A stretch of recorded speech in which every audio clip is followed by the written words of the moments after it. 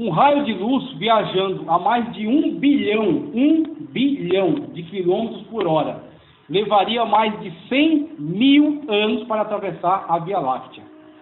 A Via Láctea é apenas o condomínio onde nós estamos aqui do universo, né? Então temos aqui nosso sistema solar e temos o primeiro condomínio onde nós estamos aqui. E aí tem outros sistemas galácticos, né, que compõem o universo. Então só o nosso condomínio, a Via Láctea, 100 mil anos para atravessar a Via Láctea. Porém existe bilhões de Via Lácteas no inteiro universo conhecido, não no universo inteiro, porque ninguém conhece o universo inteiro, apenas o universo conhecido, aquilo que eles conseguiram ver através de poderosos telescópios colocados aí fora, tá? Que capturam luzes que foram emitidas por estrelas e que muitas das vezes essa estrela nem existe mais. Apenas a luz chegou nesse momento e eles conseguiram pegar. Às vezes são estrelas que já viraram supernovas, já explodiram, tá ok? Então, só para você entender a grandeza da coisa. Porém, existem bilhões de galáxias no inteiro universo conhecido, e a nossa é apenas uma dentre as existentes. 4 exemplos ilustram o quão grande é o nosso universo. Veja só, o primeiro exemplo. O modelo da pilha de papel. Imagine que a espessura de uma folha de papel representa a distância da Terra ao Sol, tá?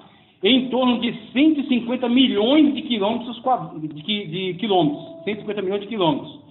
Para representar a distância da Terra à estrela mais próxima, fora o Sol, né, a estrela mais próxima, precisaríamos de uma pilha de papel de aproximadamente 21 metros, tá certo? Para representar a distância da Terra à estrela mais próxima. Para cobrir o diâmetro de nossa galáxia, a Via Láctea, seria necessário uma pilha de quase 500 quilômetros de altura para representar a dimensão da nossa Via Láctea, né? Sendo que a espessura da folha de papel seria a distância daqui ao Sol, tá ok? Só para você entender. Para alcançar a borda do universo, né, o conhecido, né, seria necessário uma pilha de papel de 49 milhões de quilômetros de altura. 49 milhões de quilômetros de altura. Modelo da laranja e do grão de areia. Aqui, uma laranja representa o Sol. Um grão de areia é a Terra. Rodeando a laranja, a uma distância de 9 metros, Plutão. Está bem distante aí do nosso sistema solar.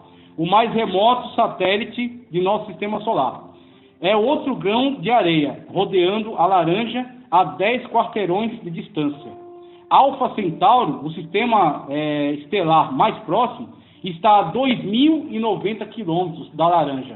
Para você entender, né, a distância desse outro sistema, né, próximo ao nosso. 2.090 quilômetros nessa representação aqui.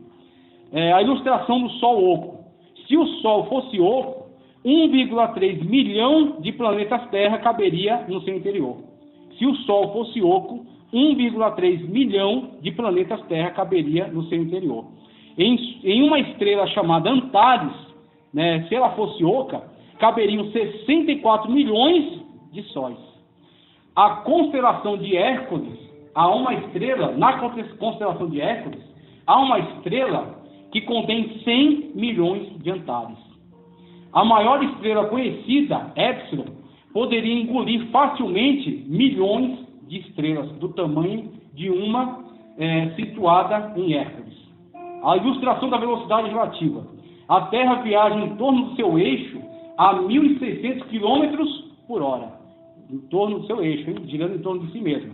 Tá certo? A rotação da Terra. 1.600 km por hora.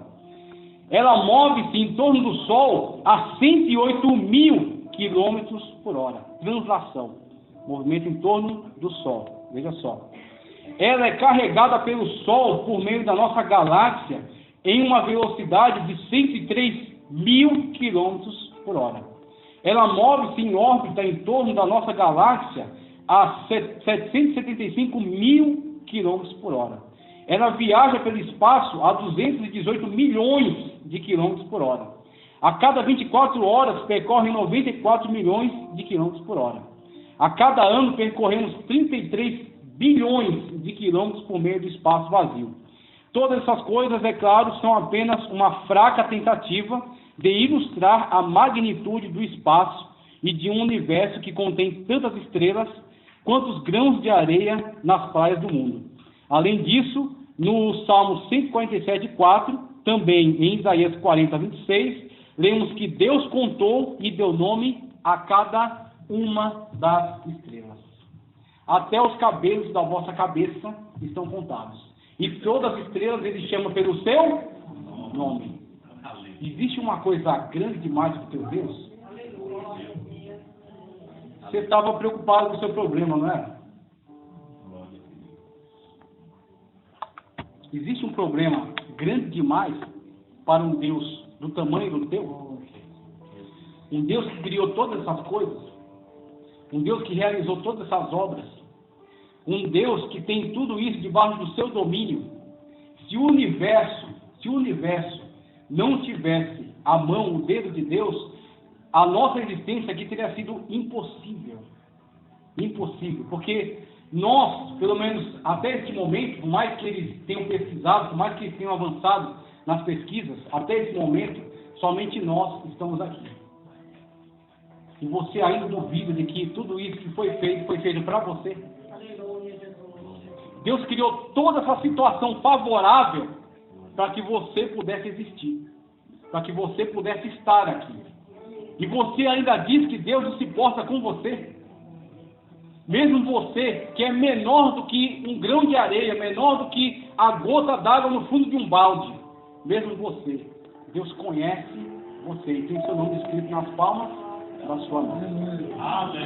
Ainda que a mãe se esqueça do filho que amamenta, todavia Deus, o Senhor, não se esquece de você. Deus que tem tudo isso debaixo do seu domínio, debaixo do seu controle. Tem que ter mais fé para ser ateu do que para ser crente. Porque é muito difícil negar a existência de Deus dentro de todas as evidências. Porque quando você vê uma pessoa que diante de tudo isso ainda consegue dizer, eu não creio em Deus, é muita fé. É muita fé. Tem que ter mais fé para ser ateu do que para ser crente. Porque para você crente, você tem a Bíblia Sagrada e você tem a Bíblia da natureza, dando testemunho da grandeza do teu Deus. Te alegra nessa noite. Exalta a Deus nessa noite. Reconhece o poderio de Deus na tua vida nessa noite. Quando você se apresentar a esse lugar, tenha noção de que você está se apresentando diante de um Deus todo-poderoso, diante de um Deus que é Senhor, que é soberano, que é Rei dos Reis e Senhor dos Senhores, que é dono de todo o universo, que é dono de todas as galáxias. Preste muita atenção na maneira como você se apresenta diante do seu Deus. Isso é somente um pequeno referencial do tamanho do teu Deus. Aí outra coisa que eu quero ver com vocês, eu até trouxe um estudo aí para vocês, é um pouco aqui dentro desse texto, eu vou ser breve porque o tempo já está estourando, mas presta atenção, quando diz aqui, no princípio que criou Deus os céus e a terra. No princípio que criou Deus os céus e a terra. E você tem o texto aí em suas mãos, o original, tá certo? O original que está em suas mãos aí. Ele diz, Bereshit bara Elohim, Hashamayim ve'et haaretz. Está aí o hebraico, que é o texto original no qual foi escrito esse versículo. No princípio criou Deus os céus e a terra. E é maravilhoso que quando você olha para esse estudo, a primeira coisa que você se depara é que nós tivemos um princípio. Nós tivemos um princípio, nós tivemos um começo. Mas Deus não tem princípio. Deus não tem começo. Tanto que eu fiz questão de colocar aí para você, Salmos 92, Salmo 92 e Salmo 93, 2. Para você entender que você tem um princípio. Você começou em algum momento na história. Mas o teu Deus não. O teu Deus é eterno, o teu Deus é infinito. Veja só, o salmista diz, antes que nascessem os montes, e de criares a terra e o mundo, de eternidade a eternidade. Eternidade é um tempo sem limite. Uma coisa é infinito. Infinito começou em um ponto e se estende. Não tem fim. Infinito. Tá? Outra coisa é eterno. Existem seres que podem ser infinitos. Nós, por exemplo, nossa alma, nosso espírito, ele teve um princípio, mas não terá fim, continuará.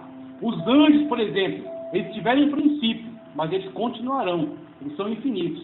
Só existe um eterno. Só existe um eterno. Só existe um eterno e esse é Deus. E o salmista, se você ficou com dúvida ainda, o salmista ainda acrescenta aqui uma hipérbole. Ele fala, você ficou com dúvida da eternidade de Deus? Eu vou te dizer mais. De eternidade a eternidade. É um exagero dele. Porque ele está diante de um Deus que não tem começo e nem tem. Ele é o alfa e ele é o ômega. Antes que você existisse, ele já é. E depois que você continuar existindo, ou se você deixasse de existir uma hipótese, ele continuaria sendo. Tá certo? Então, é interessante quando nós entendemos essas coisas para entender como nós nos posicionamos diante de Deus. Porque tem gente que acha que Deus precisa dele. Tem gente que acha que Deus é necessitado dele. Se não for ele, Deus não vai operar. Se não for ele, Deus não vai evangelizar. Se ele não for evangelizar, não vai ser evangelizado. Se ele não pregar, ninguém vai pregar. Meu querido, antes que você existisse, Deus já estava aí. E se você deixar de existir, ele continua sendo Deus. Nós é que temos que nos conscientizar da grandeza de Deus, nos dizer, Senhor, eis-me aqui, envia-me a mim. Pela tua misericórdia, pela tua graça, pela tua infinita bondade, me usa. Pela tua infinita bondade, me usa. Me permite fazer parte dos teus planos. É isso que nós temos que dizer em relação a Deus.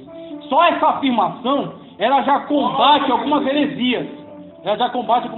Por exemplo, o ateísmo, que diz que não existe Deus, nem existe orientação para o universo.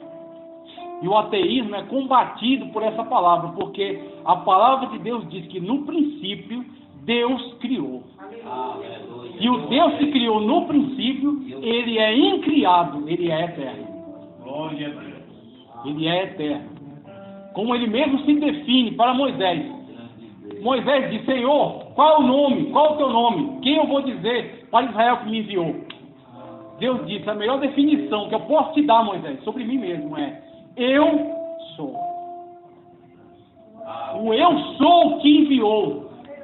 O eu ser. Nós existimos, mas Deus é. Deus é por si mesmo. Deus não precisa de mais ninguém. Se você pensa que Deus criou o universo porque estava solitário, eu te digo que a palavra de Deus diz, para mim e para você, ele nunca teve necessidade do universo. Ele criou o universo por sua misericórdia e por sua vontade. Ele nos permitiu existir para ver a sua glória. Para ver a sua majestade. Porque Deus é Pai, Filho e Espírito Santo. E eles estão plenamente satisfeitos um com o outro ao longo de todo o universo. Então Deus, ele nos criou pela sua infinita misericórdia. E aí nós temos o ateísmo, e até nós temos um versículo bíblico aqui que diz, diz o tolo em seu coração, Deus não existe. Corrompe-se e comete injustiças detestáveis, e não há ninguém que faça o bem. O salmista tem esse vislumbre aqui, a partir dessa conclusão que foi tomada por aqueles que são tolos, aqueles que se deixam enganar, aqueles que se deixam ludibriar por falsas filosofias, por filosofias vãs. Diz o tolo, não existe Deus. E a partir dessa declaração, o salmista vê a destruição da humanidade. Né? Ele vê corrupção, ele vê destruição, ele vê falta de amor. Por quê? Porque uma vez que o lugar de Deus é removido do coração dos homens, os homens vão de mal a pior. Mas nós temos nos levantado na terra para dar testemunho na nossa vida de que existe Deus, e Deus está em mim, e Deus está em você. E o Senhor tem levantado a nós para glorificar o seu nome sobre a terra. Então essa verdade, ela combate o ateísmo, ela combate o politeísmo, porque não existem deuses, mas sim Deus. Existe um Deus, um Senhor. Ela combate o evolucionismo, porque o mundo não veio por acaso. O mundo não veio por si mesmo. Não veio à toa. O mundo veio por causa de uma palavra criadora, uma palavra geradora. Criou Deus. Ou seja, Deus disse, haja. A partir desse momento veio existir. Então o universo tem um propósito. E o propósito do universo é a glória de Deus. Nós temos que viver para a glória de Deus. Ela combate o materialismo, pois a matéria não é eterna. A matéria, por mais que seja importante para a nossa vida, ela não é tudo. A matéria é limitada, e a matéria teve um tempo, e a matéria tem um fim. Deus está além, acima, e é mais importante do que a matéria, e é o Criador da matéria. E a não criou inerentemente má, como diziam os gregos, mas Deus criou tudo bom. Deus criou e disse, é bom. Por quê? Você vê lá em João, no princípio era o verbo estava com Deus, e o verbo era Deus. Tudo que foi feito por ele, e sem ele, nada do que foi feito, se fez. Agora, quando as coisas são tiradas do propósito de Deus, elas são usadas de uma forma distorcida, aí elas se corrompem. Então tudo que foi criado por Deus foi criado bom, mas de acordo com o plano de Deus, de acordo com o plano perfeito de Deus. Se você começar a viver fora do plano de Deus, aquilo que era para ser bênção vira maldição. É isso que as pessoas não entendem. Tudo que Deus criou, criou bom, mas desde que atenda ao propósito dado por Deus. Da mesma forma o homem. Deus tem um propósito para a tua vida, como Deus colocou aqui na sua palavra, que é crescer e se multiplicar, e dominar sobre a terra, e glorificar o nome de Deus. Mas quando você anda fora da vontade perfeita de Deus, aí você vai se destruir. Aí você vai se entregar aos vícios. Aí você vai se entregar à prostituição. Aí você vai se entregar à corrupção. Aí você sai fora do plano de Deus, e aquilo que era para ser bom se torna ruim, porque está fora da vontade perfeita de Deus. Então Deus tem um propósito, e o materialismo cai por terra. O existencialismo também é combatido, porque houve um propósito na criação, como você vai ler em Colossenses. Tudo que foi feito para Cristo. Foi feito para a glória do Senhor Jesus Cristo, como diz aqui o texto. Ele é a imagem do Deus invisível, o primogênito de toda a criação, pois nele foram criadas todas as coisas nos céus e na terra, as visíveis e as invisíveis, os seres materiais e espirituais, sejam tronos ou soberanias, poderes ou autoridades. Todas as coisas foram criadas por ele e para... Então, se nós não atendemos ao propósito de Deus, que é glorificar Cristo, através de nós não vamos estar de acordo com a vontade perfeita de Deus. E quando você não está de acordo com a vontade perfeita de Deus, você se destrói, você corrompe. Você está entendendo o que o Espírito de Deus está falando para a sua vida? Só existe um jeito de você ser feliz. Só existe um jeito de você prosperar. Só existe um jeito de você ter felicidade, ter gozo. É se você estiver de acordo com a vontade perfeita de Deus. Fora do plano perfeito de Deus, você não é nada. Nós temos que entender isso na nossa vida. Nós temos que buscar a vontade de Deus para nós. Nós não temos que tentar impor a nossa vontade a Deus. Nós temos que buscar na palavra de Deus qual é o propósito dele para nós. Porque quando nós entrarmos no propósito de Deus, nós vamos ver aquilo que Deus vai fazer na nossa vida. Deus vai fazer com certeza, nós nos regozijarmos, nos alegrarmos e vai glorificar o seu nome através de nós. Quando nós entrarmos no propósito de Deus. Agora, outra coisa que eu quero analisar com vocês, nesse texto, é o seguinte. A segunda frase, primeiro Deus criou. Depois, né? Primeiro, como diz aqui. No princípio criou, como eu coloquei, no princípio criou. No princípio criou. Na página seguinte está, Deus. No princípio criou. Deus. A palavra Deus que está aí, conforme o original, é Elohim. Elohim. O termo que está aí, no original, é Elohim. E tem um mistério nesse Elohim, é a última coisa que eu vou passar para vocês. E eu vou encerrar, porque tem um estudo aí, vocês veem melhor em casa. Esse Elohim que foi adotado aí, para essa construção dessa frase, ele tem origem em Eloá. Eloá, que é majestoso. Então o teu Deus é majestoso, é glorioso. E aí, quando foi construir essa frase, o Espírito Santo de Deus inspirou Moisés a colocar Elohim. E Elohim, o final, esse M do final, ele é o plural do hebraico. Ele é o plural. Então, se nós fizéssemos uma leitura incorreta, nós chegaríamos a uma conclusão errada de que existem deuses. E que existe mais de um Deus aqui. E que existe uma pluralidade de deuses. Só que o próprio Espírito Santo de Deus se precaveu disso aqui, para que nós não chegássemos à conclusão incorreta. Tanto que ele fez questão de inspirar Moisés a escrever da seguinte maneira: Paulo, ó, você vai dizer no princípio, tá? Aí você vai colocar Bará, tá certo? No princípio. Você vai colocar criou, tá? Elohim. Criou está no singular, Bará. Bará está no singular. Elohim está no plural. Bará está dizendo, é um que está criando. É um que está dando a palavra geradora. É um que está dando a palavra criadora. Só que Elohim, ele é plural. Ele está dizendo, aqui está Deus, mas existe um mistério aqui. Porque está Deus, mas existe mais de uma pessoa. Porque é um plural. É Elohim. É Deus, no sentido plural. Mas o singular está garantido pelo Bará. Criou. Criou. Uma pessoa criou. Só que criou deuses. Plural. E o que esse plural está... O que esse plural revela para nós? Esse plural revela aquilo que os judeus, durante muito tempo, não puderam compreender. Durante muito tempo, eles não puderam ter essa revelação plena aqui. Mas quando veio o advento de Cristo Jesus, ele trouxe para nós essa realidade. O Senhor Jesus Cristo nos revelou quem é Deus verdadeiramente. E o Senhor Jesus Cristo nos deixou muito claro que Deus é Pai, Filho e Espírito Santo. É um Deus, em essência, um Deus que criou. Mas o Deus que criou, ele é Pai, Filho e Espírito Santo. Ele é a Trindade. Ele é triunidade. Ele é três pessoas, mas ele é um só Deus. Por isso que é Bará, criou, mas é Elohim, plural. Pessoas, Pai, Filho e Espírito Santo. É interessante, a palavra de Deus nos vai dar essa fundamentação aqui. Veja só, Trindade. O termo Trindade, conforme está aí no estudo, o termo Trindade não está escrito na Bíblia, mas ele define a natureza divina triuna.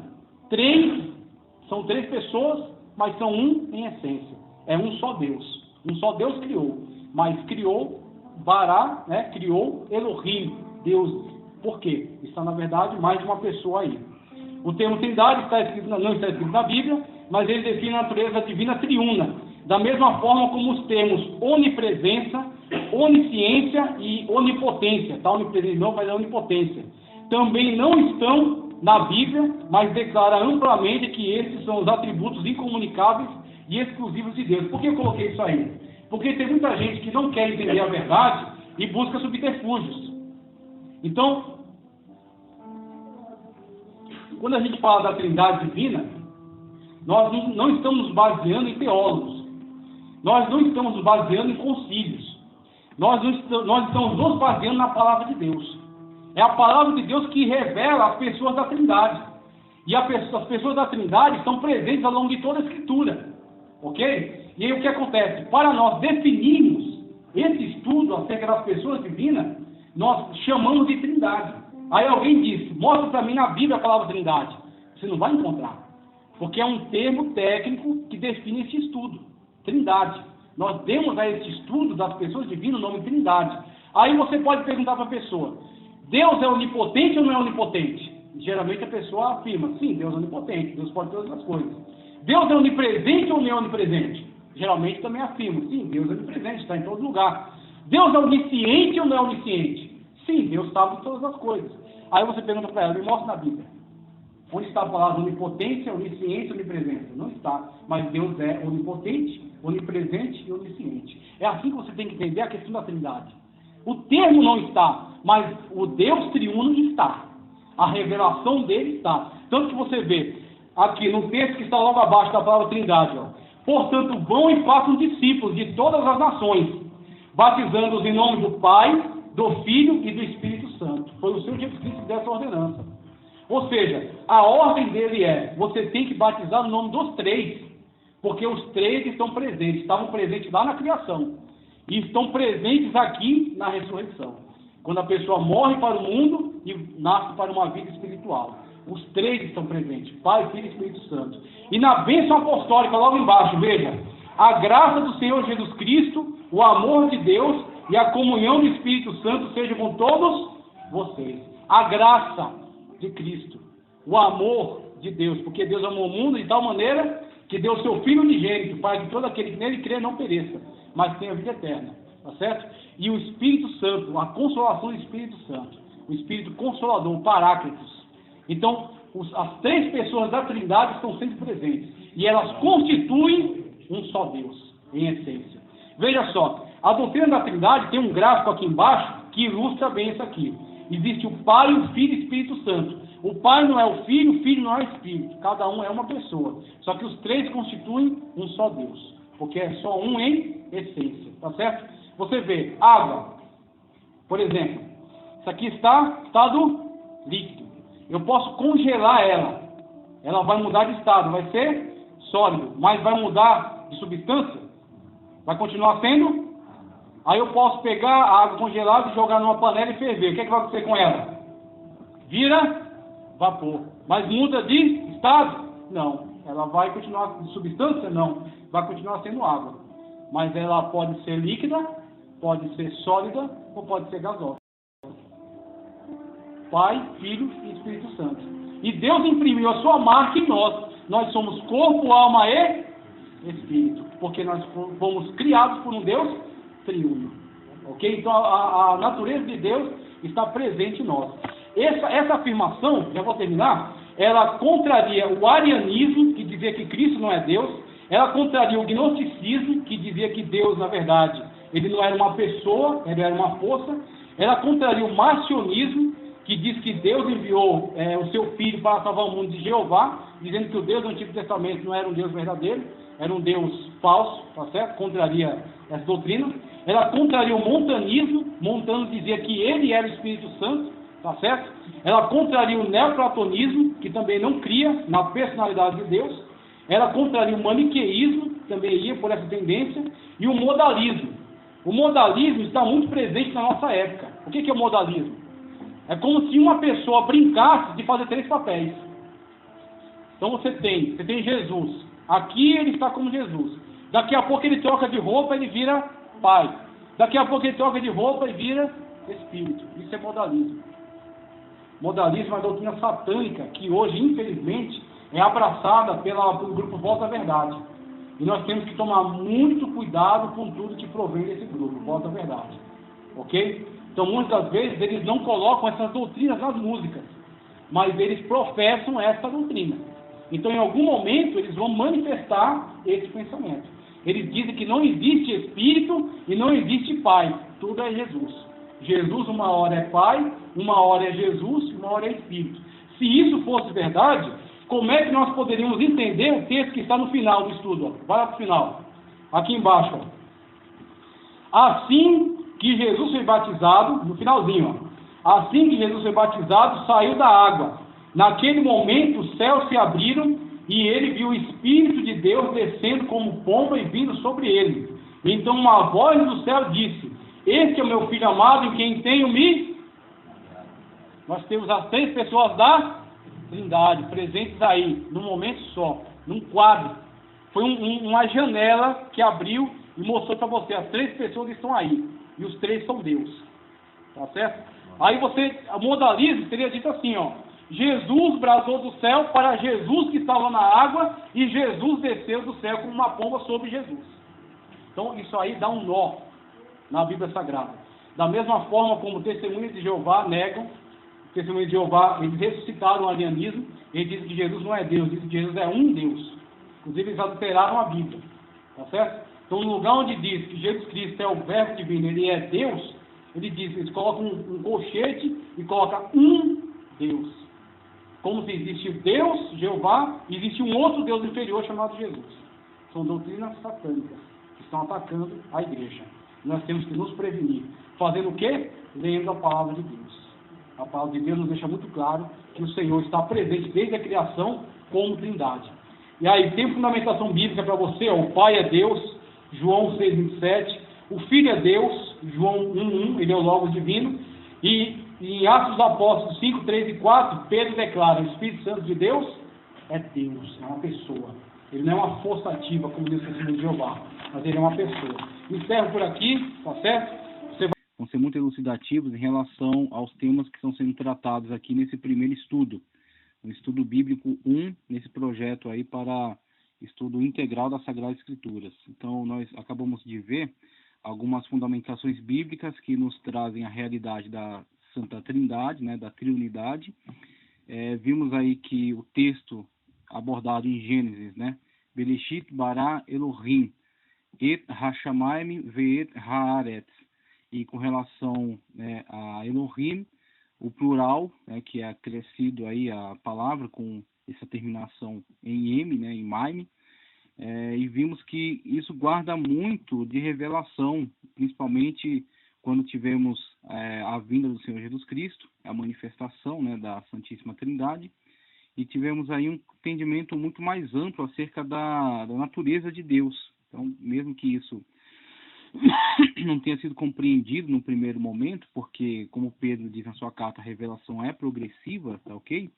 Mas isso veio a ser revelado plenamente aí, através da manifestação tanto do Senhor Jesus Cristo, né, e a afirmação dele sendo o unigênito do Pai, sendo da mesma natureza de Deus, o Espírito Santo de Deus e a sua vinda no Pentecoste, né, a sua presença entre nós, a sua deidade, a sua personalidade, que vamos estudar melhor na continuidade aqui da nossa análise dos textos bíblicos, e assim os textos bíblicos, né, que fundamentam, né, eu fiz a leitura aí acerca da deidade do Pai em João 6:27, acerca da deidade do Filho em João 1:1, o Logos divino pré-encarnado, e acerca da deidade e personalidade do Espírito em Atos dos Apóstolos 5:3 e 4.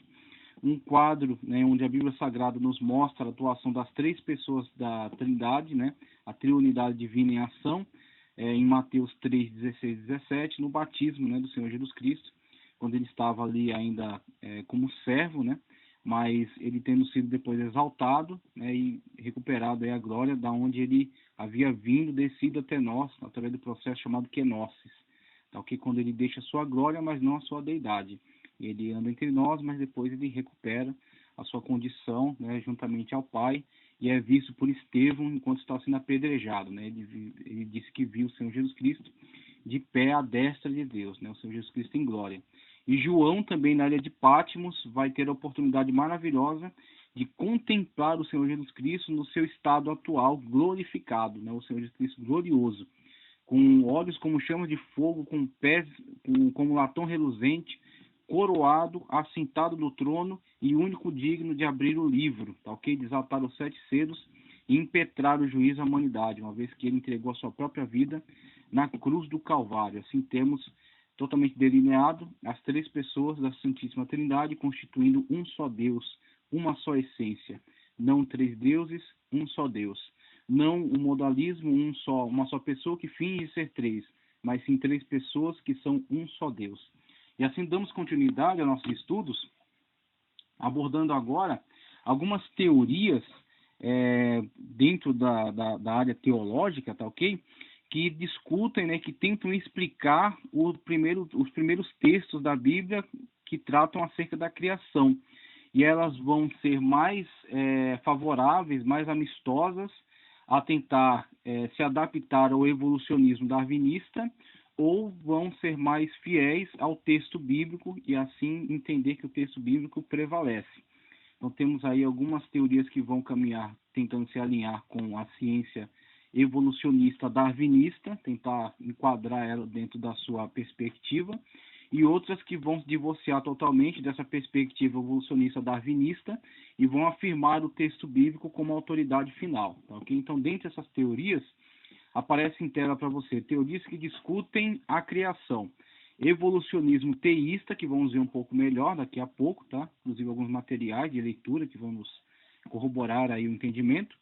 O criacionismo progressista, e aí temos como que 2 lados, né, da mesma moeda, enquanto um pega o texto bíblico e o submete, né, aos critérios do evolucionismo darwinista, no caso da evolução teísta.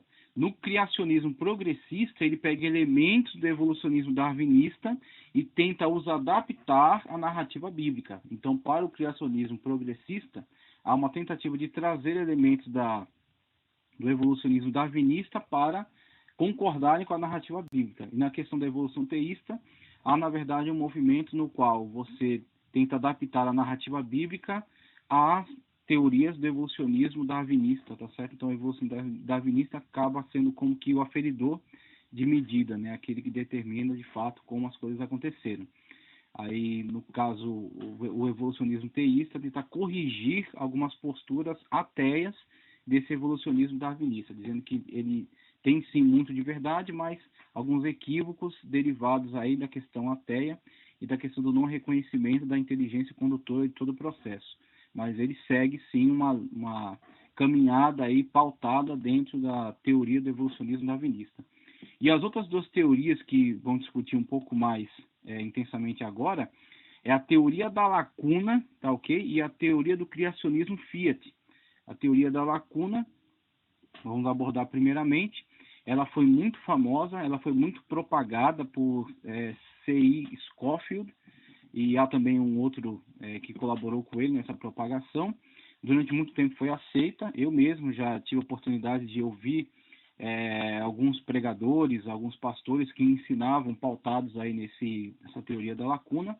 Temos a Bíblia Dake também, que colabora essa questão da teoria da lacuna, e inclusive inclui dentro dessa tese da teoria da lacuna algo que eles chamam de dilúvio de Lúcifer. Então ele diz que, na verdade, há uma lacuna, e esta é, né, a base dessa teoria. Há uma lacuna, há um espaço entre Gênesis 1 e 1 e Gênesis 1 e 2. E esse espaço pode enquadrar nessa lacuna, nesse espaço, né, pode enquadrar eras históricas, tá? Tendo então uma criação original, inicial, sendo de um âmbito muito mais espiritual, no qual estão incluídos os seres angelicais no estado perfeito, inclusive aquele que é chamado querubim ungido. E que este querubim ungido, então, quando se revelam, né, textos aí de Ezequiel, do profeta Ezequiel, onde faz uma profecia dupla, mesclando a imagem do rei de Tiro e a imagem do querubim ungido. Então, ele que andava sobre pedras afogueadas e tal. Então, tanto o texto de Ezequiel quanto o texto de Isaías, né, quando fala acerca, inclusive, o profeta Isaías também nessa abordagem dupla, falando acerca do rei da Babilônia, e também falando acerca do querubim ungido, né? Então ele que intenciona subir até o mais alto, né, monte, e instituir seu trono acima do trono do Altíssimo. Então os dois textos falam da queda desse ser, tá certo? Da destituição de seu cargo original. E é quando então os adeptos da teoria da lacuna aproveitam, né, essas citações para teorizar em cima delas e construir um entendimento de que houve uma criação original em Gênesis 1:1, que tinha uma característica muito mais espiritual,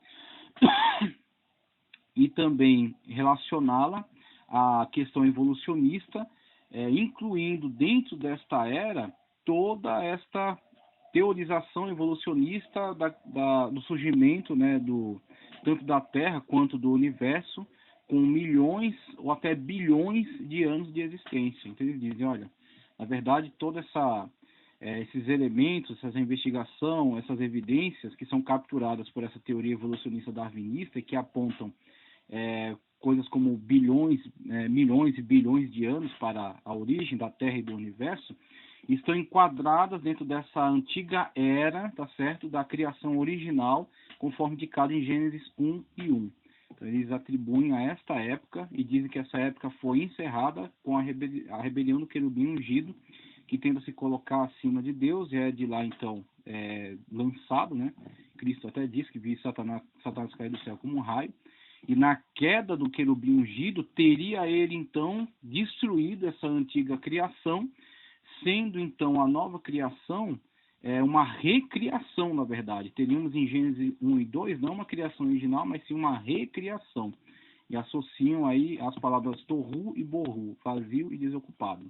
Dizendo, então, fazendo uma comparação entre algumas afirmativas de Deus no profeta Isaías 34:11, 45:18, Jeremias 4:23, tá certo? No sentido de que Deus, naqueles textos dos profetas, teria afirmado que não criou a terra vazia, e comparando com a situação na qual em Gênesis 1 e 2 ela se encontra vazia, eles constroem então essa teoria de que houve uma destruição causada pela queda, né, do chamado querubim ungido, atualmente Satanás, né, o demônio, o diabo. Com a queda dele, a destruição desse antigo mundo, com a destruição desse antigo mundo, a situação na qual se encontrava vazia e desocupada, sendo então alvo agora da criação de Deus, criação essa na qual nós participamos, nós estamos inseridos. Então a teoria da lacuna, ela trabalha mais ou menos nessa perspectiva. A gente vai ler aqui alguns defensores dessa teoria e vai ver algumas refutações, principalmente quando a gente afirmar a questão do criacionismo fiat. Tá? O significado da palavra fiat está em tela também. Substantivo masculino usa-se no sentido de faça-se, seja, consinto nisso. Então, o criacionismo a partir da ordem da criação vinda da parte de Deus, tá ok? Então, teoria da lacuna, conforme em tela, tenta propor uma lacuna entre Gênesis 1 e 1 e Gênesis 1 e 2, associando as palavras Tohu e Bohu, vazio e desocupado, com as imagens de destruição conforme constam em Isaías 34:11, 45:18 e Jeremias 4:23, para justificar que Deus não teria criado a terra destruída. No entanto, diferentemente daqueles textos, o texto de Gênesis 1 e 2 não fala em terra destruída, em si em terra ainda sem forma. Tá? Então, já para construir um entendimento correto acerca do termo em hebraico que é empregado ali em Gênesis, tá? Em Gênesis 1 e 2. E ainda torce, esse conceito da teoria da lacuna, ainda torce a palavra raya, era, para fazer significar, aí temos uma exegese, né? Tentando incutir esse sentido aí nessa palavra, mas que na verdade o original não segue essa tendência, tá? Para fazer significar tornou-se. Então, como o significado de era não era tão útil a eles, não era tão aplicável, eles querem fazer que signifique tornou-se, né? Eles preferem enxergar que signifique tornou-se. O que não é sustentado pelo próprio texto, na qual insere as eras, né? Então, por isso que eles querem que signifique tornou-se, para então incluir, né, as chamadas eras geológicas, né, as chamadas eras geológicas, conforme as teorias evolucionistas. E ainda propõe teorias como o dilúvio de Lúcifer, da qual eu já expliquei, né, e da recriação da Terra. Então, em Gênesis 1 e 2 não haveria uma criação original, e sim uma recriação da antiga Terra de Gênesis 1 e 1, destruída no dilúvio de Lúcifer, conforme afirmado por Dake, tá? Por Dake. E em Gênesis 1 e 2, então, uma recriação e não uma criação. O que não é mencionado em qualquer outro texto sagrado, então, não há outro texto que dê respaldo a esse tipo de entendimento. Tá? E o criacionismo fiat, conforme está em tela, um conceito mais ortodoxo, encara o texto bíblico como prioritariamente literal. Claro que existe também uma problemática no excesso de literalismo do criacionismo fiat. Então, temos que também ter uma moderação de entender que em alguns textos há metáforas, em alguns textos há alegorias. Então, não é todo texto que é extremamente literal. Então, o criacionismo fiat, em alguns momentos, comete o erro do excesso de literalismo, mas temos que buscar uma moderação nessa leitura, nesse entendimento. Afirmando que a Terra foi criada jovem, mas com todas as características que, se analisadas separadamente, podem levar a equívocos, tais como a teorização da quantidade de tempo que seria necessário para que tais elementos se desenvolvessem naturalmente, no evolucionismo naturalista, o que na verdade não ocorreu, uma vez que tudo foi conduzido por uma inteligência superior, o chamado design inteligente, e em 6 dias cronológicos. Então, acredita-se no criacionismo fiat que há sim uma literalidade na afirmação da duração dos dias. Inclusive, outras afirmativas bíblicas dependem dessa literalidade, essa leitura literal. Quando Moisés, por exemplo, vai utilizar, temos essa citação, né? Ele utiliza-se da referência àqueles dias da criação para compará-los com os dias nos quais, né, o povo de Israel estava convivendo já, tá certo? E que eram sim dias literais. Então ele estabelece um elo muito forte de ligação entre aqueles dias e esses dias. Assim, temos que o entendimento de Moisés sobre o texto é de dias literais, né? Então, se apelarmos para uma questão de dia-era, tá? Conforme vamos ver outras teorias também, nós estaríamos atentando contra o entendimento do próprio autor. O autor não respalda esse entendimento. O entendimento do autor em hermenêutica, em exegese, nós temos, de fato, uma orientação para que a prioridade da interpretação seja o próprio autor, tá certo? O que interessa é o que o autor quis dizer, não o que eu quero que ele diga, não o que eu quero encontrar nas suas falas, né, no seu texto, mas sim o que o próprio autor disse. Então, a partir dessas regras de hermenêutica, nós vemos que favorece-se, então, o entendimento de Moisés, e o entendimento deste era que eram dias, de fato, literais. Na continuidade, veja, esses dias cronológicos, conforme nos é indicado por outros textos bíblicos, pois em 6 dias o Senhor fez os céus e a terra, o mar e tudo que neles existe. Mas no 7º dia descansou. Portanto, o Senhor abençoou o 7º dia e o santificou. Êxodo 20, 11. Moisés estava falando do dia sabático, tá certo? Um dia que tem começo, tarde e manhã, um dia que tem 24 horas. Tá? Então, ele usa para fundamentar, para justificar esta prática, né, da guarda do sábado, ele usa como texto referência o texto da criação, no qual Deus no 7º dia, tá certo, descansou da obra que estava fazendo, tá certo, interrompeu, cessou a obra criadora, continuou o trabalho, como Cristo depois dirá, né, que o Pai trabalha até hoje. Então, o trabalho de Deus dá continuidade, mas a obra criadora de Deus cessou. Então, conforme demonstrado pelo termo ion do hebraico, ser numerado. Um texto, de fato, é um termo que fala acerca de numeração mesmo, não acerca de eras, de grande espaço de tempo, mas sim o tempo conforme descrito no texto, tá? Então temos que sempre verificar essas questões que são fundamentais acerca de quem está conduzindo o entendimento sobre aquele texto e o que o autor, de fato, ele entende acerca do texto, né, que foi sua autoria. O Espírito Santo inspirou Moisés a escrever esse texto, e certamente o entendimento de Moisés é muito importante, né, para conduzir o nosso próprio entendimento. Seria muito incoerente tentarmos construir um entendimento contrastante com aquilo que Moisés de fato compreendia sobre o texto que o Espírito Santo de Deus o inspirou a escrever. Agora, óbvio, com o cumulativo das revelações, conforme aquilo que já falamos, a revelação progressiva, né, da Escritura, vemos que com a ampliação, né, desse entendimento, uma ampliação das revelações de Deus, podemos ter um entendimento muito melhor acerca das doutrinas. Então, alguma coisa que não foi revelada em Moisés, progressivamente foi revelado ao longo da Sagrada Escritura. Tá? Então, isso aí é tranquilo. Agora, isso não deve contrariar o entendimento prioritário do texto. E aí temos aí com isso a Bíblia intérprete de si mesma. Então, a Bíblia intérprete de si mesma, os seus personagens têm mais autoridade do que os teólogos da atualidade. Ok? Na continuidade, né, começar a trabalhar aqui em relação aos auxílios, eu quero trazer o auxílio maravilhoso aqui da teologia sistemática de Weingrunden, tá? Teologia sistemática de Weingrunden. A gente vai fazer uma leitura um tanto extensa, mas é muito útil, né, para o entendimento acerca desses textos que são fundamentais para nós. Então, das páginas 232 a 242, vamos ver aqui acerca dessas teorias. Começando pela 232, temos a teoria da lacuna. Os proponentes da teoria da lacuna argumentam que houve, num passado muito remoto, uma criação primitiva. Referida em Gênesis 1:1, Isaías 45:18 declara: Assim diz o Senhor, que tem criado os céus, o Deus que formou a terra e a fez. Ele a estabeleceu, não a criou vazia, no hebraico torru, mas a formou para que fosse habitada.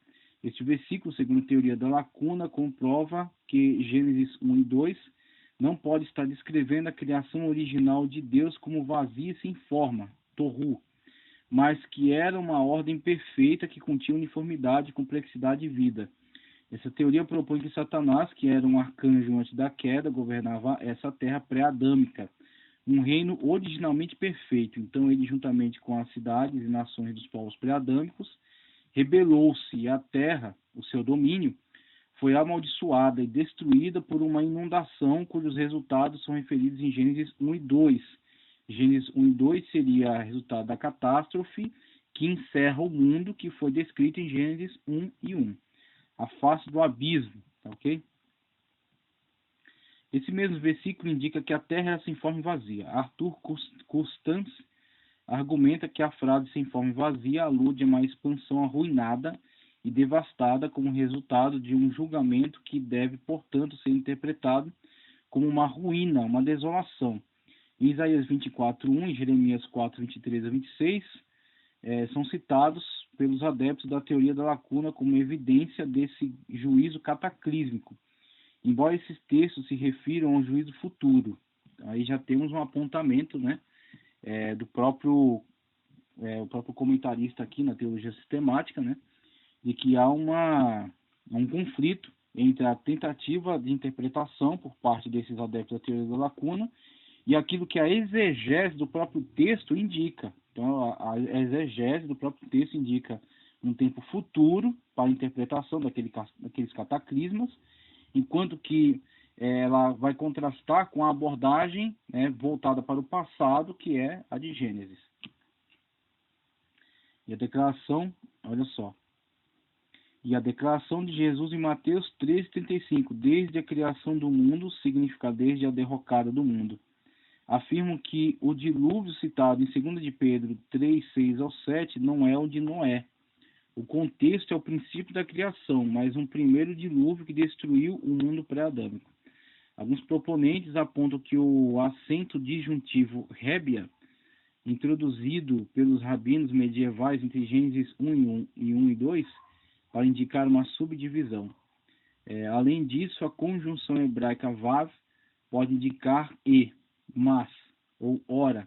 Então, optam por traduzir assim o versículo 2. A terra tornou-se sem forma e vazia, conforme eu já pontuei aí, né? Mas reconhecem que a Bíblia não declara o tempo que a terra permaneceu nesse estado caótico, a lacuna, o tempo de lacuna, entre Gênesis 1 e 2. H. Thyssen diz: o primeiro ato criador ocorreu no passado sem data, e entre ela e a obra de 6 dias há um espaço bastante para todas as eras geológicas. Assim, acreditaria-se numa literalidade dos 6 dias da criação, mas uma distância abissal entre os 6 dias da criação, o que eles chamam de recriação, a partir de Gênesis 1 e 2, e a criação original, né, conforme essa teoria da lacuna, de Gênesis 1 e 1. Dentro dessa lacuna, todas as eras geológicas, conforme apontado pelo evolucionismo darwinista, a evolucionismo naturalista. Os adeptos da teoria da lacuna declaram, no entanto, que Deus finalmente reiniciou o processo criador na neocriação, ou reconstrução, descrita em Gênesis 1:3-31.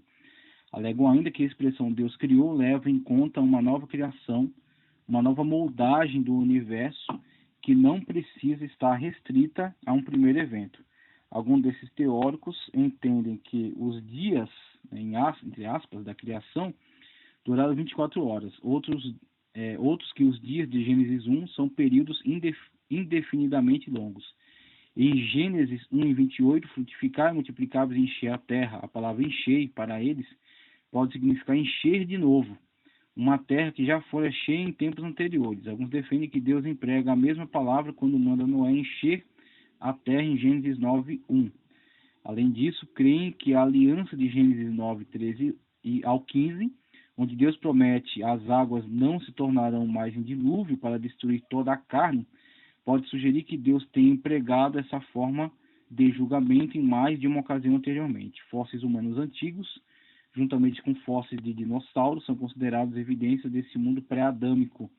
A nota da Bíblia de Scofield explica: é só relegar os fósseis à criação primitiva e não sobra nenhum conflito entre a ciência e a cosmogonia de Gênesis. G.H. Pember declara.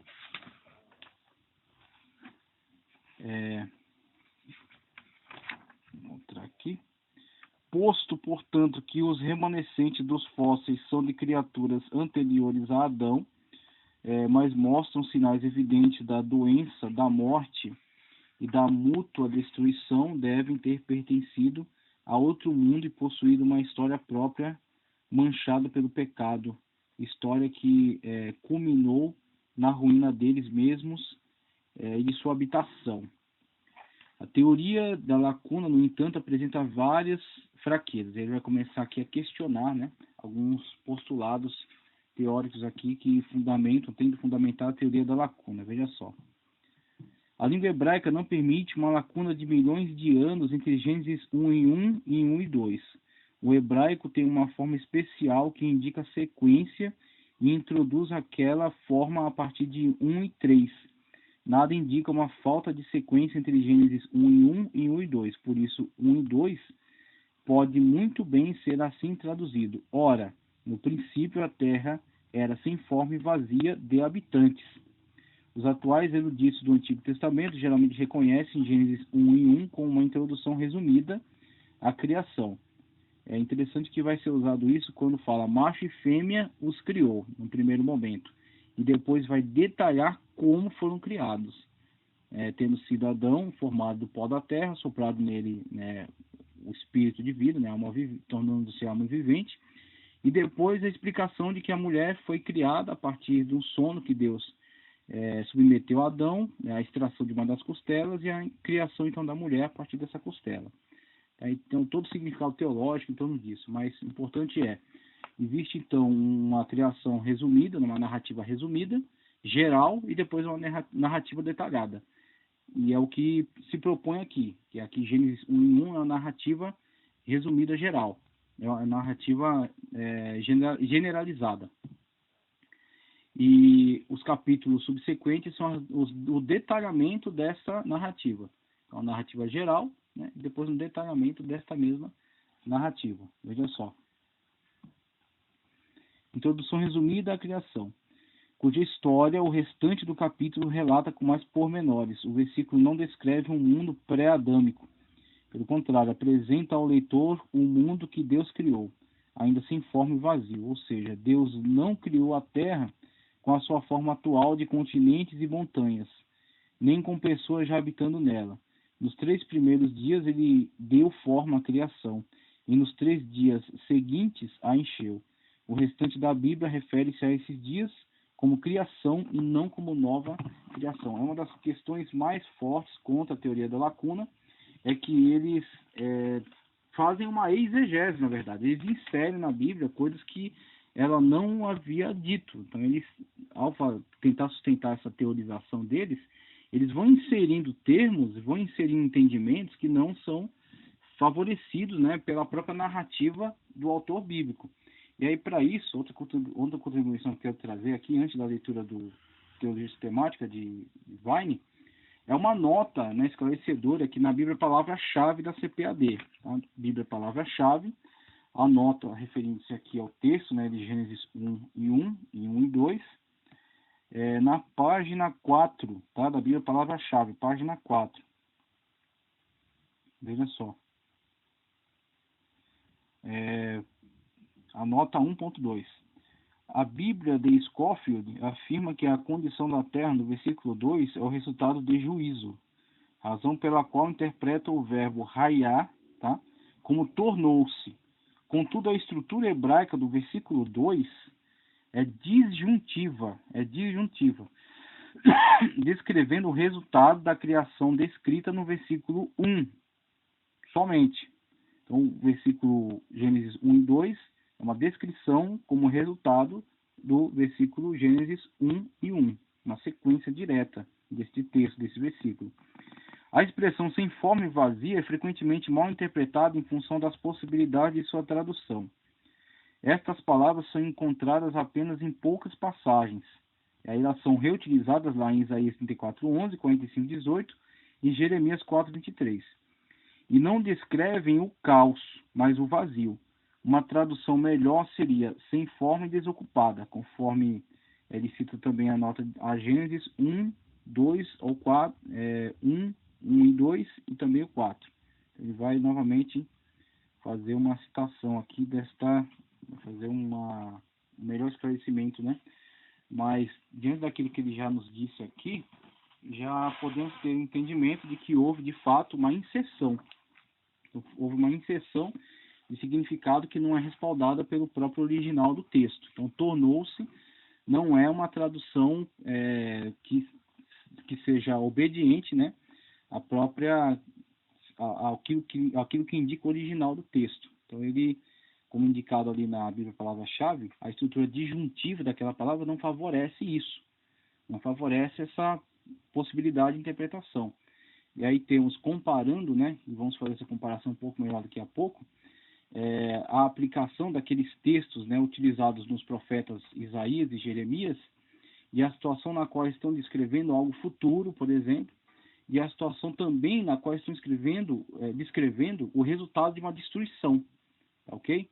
E eles tomam de empréstimo, né, esse termo que foi empregado aqui no texto de Gênesis, né, Gênesis 1 e 2, para falar acerca desse o Tohu e Bohu, vazio e desocupado, ali como resultado de uma destruição. Só que aqui, no emprego em Gênesis 1 e 2, o Tohu e Bohu, eles são, na verdade, o quadro geral no qual se encontra uma terra que ainda não foi moldada, uma terra que ainda não foi trabalhada, uma terra que ainda não foi modificada pela ação criativa. Tá? Então, temos aqui vazio e desocupado, conforme sugerido, né, pelo comentarista da palavra-chave, uma vez que ela está no processo criativo. Uma vez que Deus vai paulatinamente, né, a cada dia, dando ordens criativas para que ela possa ser modificada, e sendo modificada esteja pronta, concluída, né, ao sexto dia, e então Deus entre no processo no qual ele cessa seu ato criador. Ele continua exercendo seu trabalho, seu governo, seu domínio, mas ele cessa o ato criador. Tá? Então é isso que ele está indicando, que na verdade vazio e desocupado não é resultado de uma destruição, porque isso não é indicado em nenhum texto bíblico, mas sim o fato dela não ter sido ainda moldada, né, adaptada por Deus, né, na sua palavra criadora. Veja, acrescente-se que os verbos bará,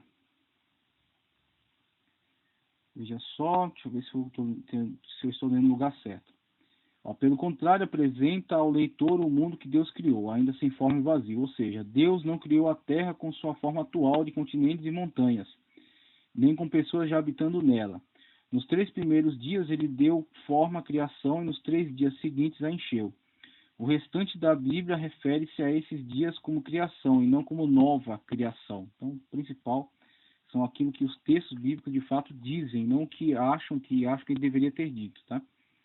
Acrescente-se que os verbos bará e assar são usados em paralelismo sinônimo em vários trechos de Gênesis e de outros livros da Bíblia. Devemos ser cautelosos em atribuir significado mais amplo a qualquer um desses verbos, apenas por se conformarem melhor a determinada teoria. Adaptando o texto à teoria, né? Então, constrói-se uma teoria e tenta-se enxergar na Bíblia algo que seja favorável à sua teoria. Isso é um grande risco. É daí que nascem grandes heresias, né? Heresias muito terríveis. O verbo encher não significa encher de novo, uma coisa que já foi cheia anteriormente. Significa simplesmente encher, né? É o que o próprio texto, é o que o próprio verbo está dizendo. E o verbo era, do versículo 2, a terra era sem forma e vazia, não deve ser traduzido por tornou-se ou tornara-se, só para conformar-se à teoria da lacuna.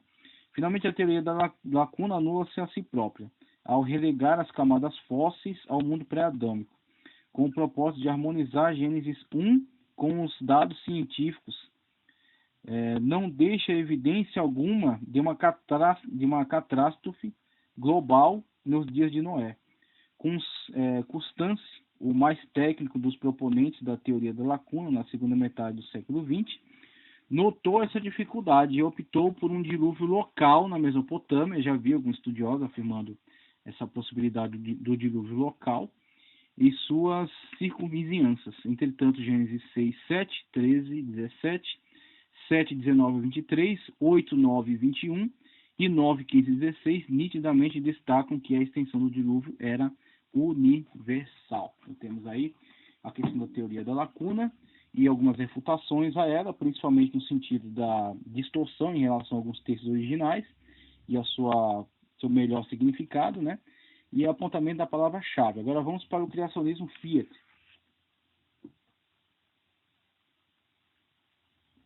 Veja só.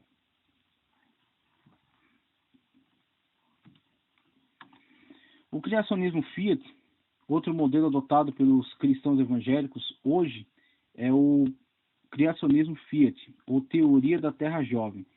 Seus proponentes argumentam que as escrituras devem ser interpretadas literalmente, sempre que possível, para se chegar à verdade original pretendida pelo autor. Por isso, os criacionistas Fiat sustentam que um cálculo geral pode ser feito com base na data da reconstrução do templo registrada em registrada em 1º livro dos Reis 6:1, sendo em 966 ou 67 a.C., voltando até o surgimento do homem no 6º dia da criação. Embora os escritores bíblicos talvez não tivessem a intenção de promover um cálculo matemático desta natureza, os resultados não deixarão de ser exatos porque a palavra de Deus é inerrante. Esses versículos, portanto, parecem indicar não ter a Terra mais de 10.000 anos de idade. Aí já começa a questão da problemática do excesso de literalismo, né? Então, esses cálculos cronológicos que os criacionistas Fiat gostam de fazer, eles geralmente dão muito errado, principalmente porque eles tentam utilizar as cronologias bíblicas como se fosse um elemento exato, né, de extrema exatidão. Todavia, as cronologias bíblicas estão cheias de lacunas. E existe algumas situações nas quais o tempo determinado de certo personagem não é indicado. Então, existem muitos buracos nas cronologias, então elas não podem ser exatas. Sendo assim, qualquer cálculo cronológico levando em consideração esses dados não será preciso, não chegará a bom resultado. Então, temos que a Bíblia Sagrada ela não se preocupa em indicar dados para esse tipo de cronologia, não é o seu propósito. O propósito dela é falar acerca da salvação da humanidade, é falar acerca da revelação, né, da criação da humanidade por parte de um Deus Todo-Poderoso, por parte de um Deus amoroso, né, e a justiça, né, a autoridade de Deus sobre toda a criação. Então, a Bíblia Sagrada não tem o propósito de comunicar esse tipo de conhecimento, ela não se propôs a isso, não prometeu esse tipo de informação. Então, quando alguém tenta enxergar isso na Bíblia, na verdade, ele também está promovendo uma distorção. Então, o criacionismo Fiat tem que se tomar cuidado em relação ao excesso de literalismo. Esse é um dos grandes males. Os defensores da teoria da Terra jovem argumentam que Deus criou o universo pelo seu divino Fiat, um decreto sobrenatural imediato. Ele não precisaria de milhões ou bilhões de anos para levar a efeito o seu propósito. De acordo com esse ponto de vista, os dias da criação em Gênesis devem ser considerados literais, pois era assim que os hebreus entendiam o termo. Êxodo 20:11, explicando a razão da guarda do sábado, declara: porque em 6 dias fez o Senhor os céus e a terra, o mar e tudo quanto neles há, e o 7º dia descansou. Veja também Marcos 2:27, é inconcebível, diz os criacionistas Fiat, que Deus tenha feito tal revelação a Moisés, se os atos divinos da criação realmente abrangessem milhões de anos. Eu achei muito interessante, só para colaborar aqui com esse entendimento, a explicação de um rabino messiânico acerca dessa dificuldade em relação aos dias, em relação a essa afirmação da Terra jovem. E ele chamou um rapaz da sua plateia, perguntou mais ou menos a idade e falou: tem uns 35 anos. E aí ele começou a construir sua explicação apresentando aquele rapaz, né, como exemplo, falando: aqui está esse rapaz. Agora diga para mim, Deus sendo ele todo poderoso, não poderia simplesmente dizer uma palavra e esse rapaz vir à existência como ele está agora? Muito bem, Deus tem todo o poder para tal, como Deus de fato fez a partir do conceito do criacionismo Fiat. Então Deus ordenou e tudo veio à existência. Muito bem. Esse processo criativo, conforme descrito, foi ao longo dos 6 dias da criação. No 7º dia descansou. Então temos que, por exemplo, se Deus trouxesse aquele rapaz da criação naquele momento, em frações de segundo, ele veio à existência. Nós teríamos que o tempo de existência dele seria de segundos, minutos. Só que se pegássemos então o corpo dele e levássemos para um laboratório para analisar quanto tempo seria necessário para a formação de um corpo adulto, tá certo? Com aquelas características, com aquela maturidade. Aí, corretamente, a análise laboratorial indicar que por causa da sua arcada dentária, por causa do tamanho dos seus ossos, por causa da maturidade dos seus tecidos, por causa do envelhecimento da sua pele, por causa das características gerais, ele deve ter levado entre 30 e 37 anos para chegar na fase na qual está. Muito bem, não estaria errando, estaria falando corretamente. Todavia, a realidade é que, mesmo com toda essa perspectiva de tempo para a formação de uma pessoa naquele nível de maturidade, o que de fato aconteceu, o fato foi a criação divina, ex nihilo, como Deus trouxe, pela sua palavra, Deus trouxe aí, através do fiat, faça-se, a criação deu-se, conforme indicado pelo texto bíblico, durante aqueles 6 dias. Agora, se a geologia analisar as rochas, se a oceanografia, analisando a estrutura dos oceanos, se a física, a química, analisando os materiais, dissecando os materiais, eles vão chegar a uma correta dedução de que precisariam-se de bilhões de anos para gerar aqueles materiais. Precisaria-se de milhões de anos para gerar aqueles seres. Precisaria de centenas de anos para chegar nessa situação. Não é incorreta essa dedução. Essa dedução é a partir dessa perspectiva de quanto tempo seria necessário. Agora, isso não necessariamente significa que, de fato, levou-se esse tempo para essa criação, uma vez que foi através do criacionismo fiat, foi através da palavra criadora de Deus. Então, Deus trouxe à criação uma terra pronta. Então, conforme vão passando os dias e a sua ordem de criação vai progredindo, ele vai trazendo à existência a luz, ele vai trazendo à existência a matéria, ele vai trazendo à existência a divisão, a separação entre águas e águas, entre a terra seca, entre os animais marinhos, os animais terrestres, a fauna, a flora e tudo mais. Então, conforme a palavra de Deus ela é emitida, aqueles seres passam a existir. Só que a estrutura pronta deles, se analisada laboratorialmente, poderia ser fundamento, poderia ser elemento para uma dedução de que seriam necessários milhões de anos para a sua constituição. Então, é aí onde você entende, onde está o dilema, entre a teorização e entre os fatos. Então, a Bíblia Sagrada nos descreve fato. O fato é, Deus criou tudo pela sua palavra. Agora, quando Deus criou pronto. Estando pronto, necessitaria de tanto tempo para ser constituído naturalmente, por exemplo, para surgir naturalmente. Veja só, duvidam ele das vastas eras calculadas através das várias formas de datação radiométrica e levantam objeções por diversos motivos. Primeiro, jamais poderão ser comprovadas as seguintes pressuposições de datação radiométricas. E que Deus não criou a Terra já com a presença de locais radioativos e com elementos derivados, que também são produto da decadência radioativa. 2. Que o ritmo da decadência radioativa tem sido constante durante 4,5 bilhões de anos. E 3.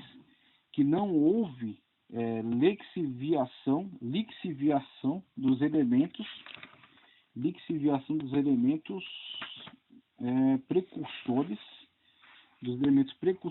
ou dos derivados no decurso de 4,5 bilhões de anos.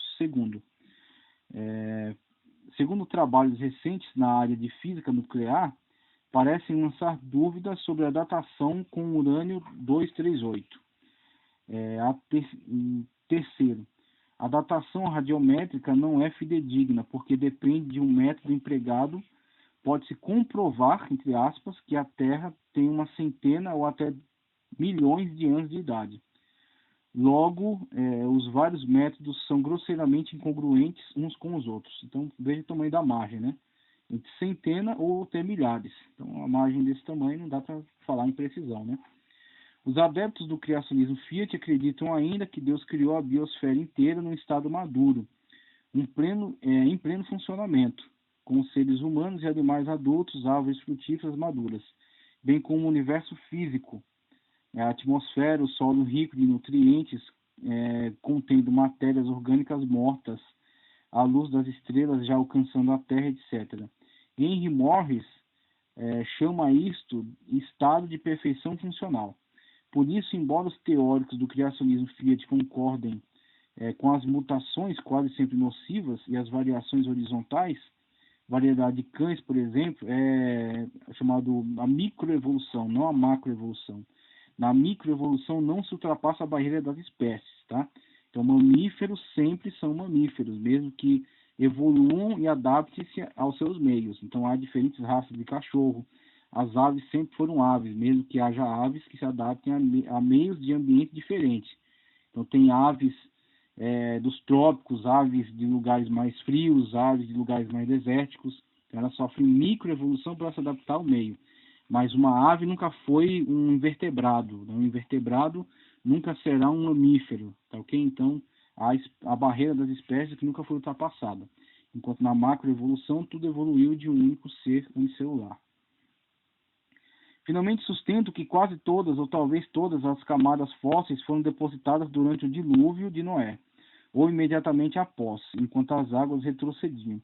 O dilúvio de Noé foi uma catástrofe global, precipitada pelo afloramento das águas subterrâneas, juntamente com o colapso de um manto de vapor de água que em certa época cobria o globo terrestre. Por isso as camadas fósseis realmente servem a um propósito teológico. São testemunhos silenciosos de que Deus não permitirá que o pecado sem arrependimento continue indefinidamente sem ser refreado. 2.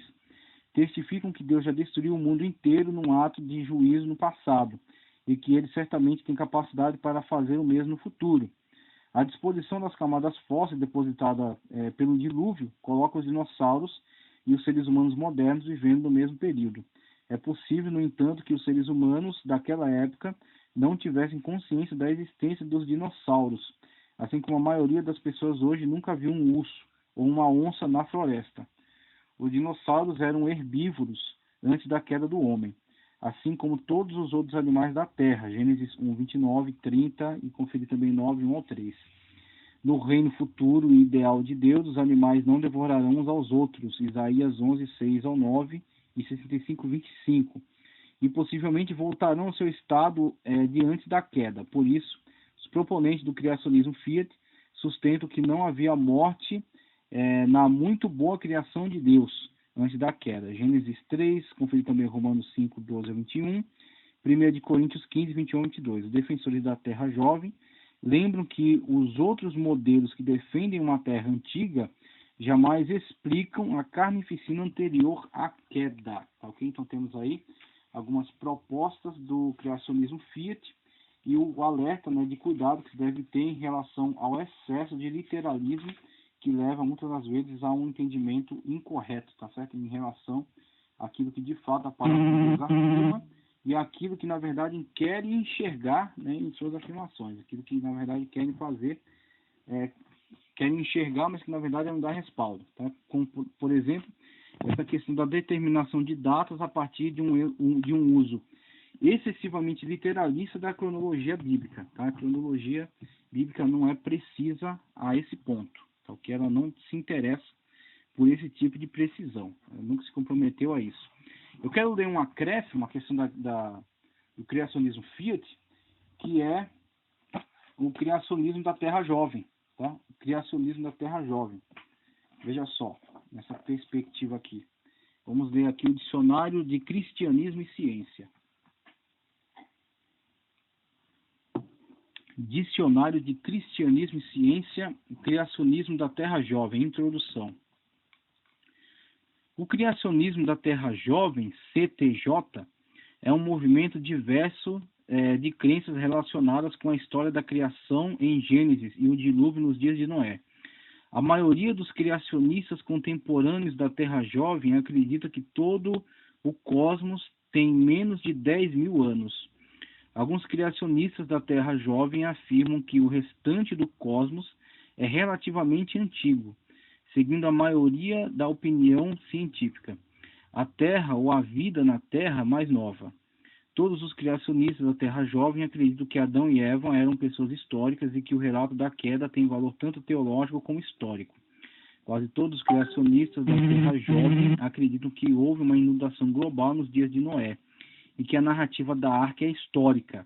O criacionismo da Terra Jovem não impede interpretações mitológicas, teológicas ou místicas de Gênesis, mas afirma que o cerne do relato de Gênesis é histórico. Então vemos aí a ortodoxia, né, dessa postura, né, do criacionismo da Terra Jovem, o criacionismo Fiat. Se todas as formas e ideias evolucionistas em uma Terra relativamente antiga fossem falsas, o criacionismo da Terra Jovem, o CTJ, não seria aprovado, apenas demonstrado ser possivelmente verdadeiro.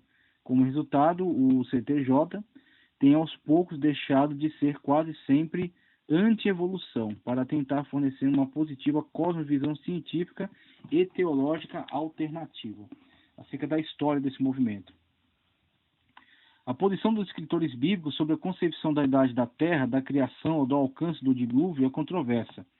A posição da maioria dos pais da Igreja não o é. O falecido padre Serafim Rosé redigiu uma pesquisa exaustiva acerca das opiniões dos pais da Igreja com uma ênfase especial no Oriente, o que demonstra que a maioria dos estudiosos e líderes cristãos primitivos presumiu que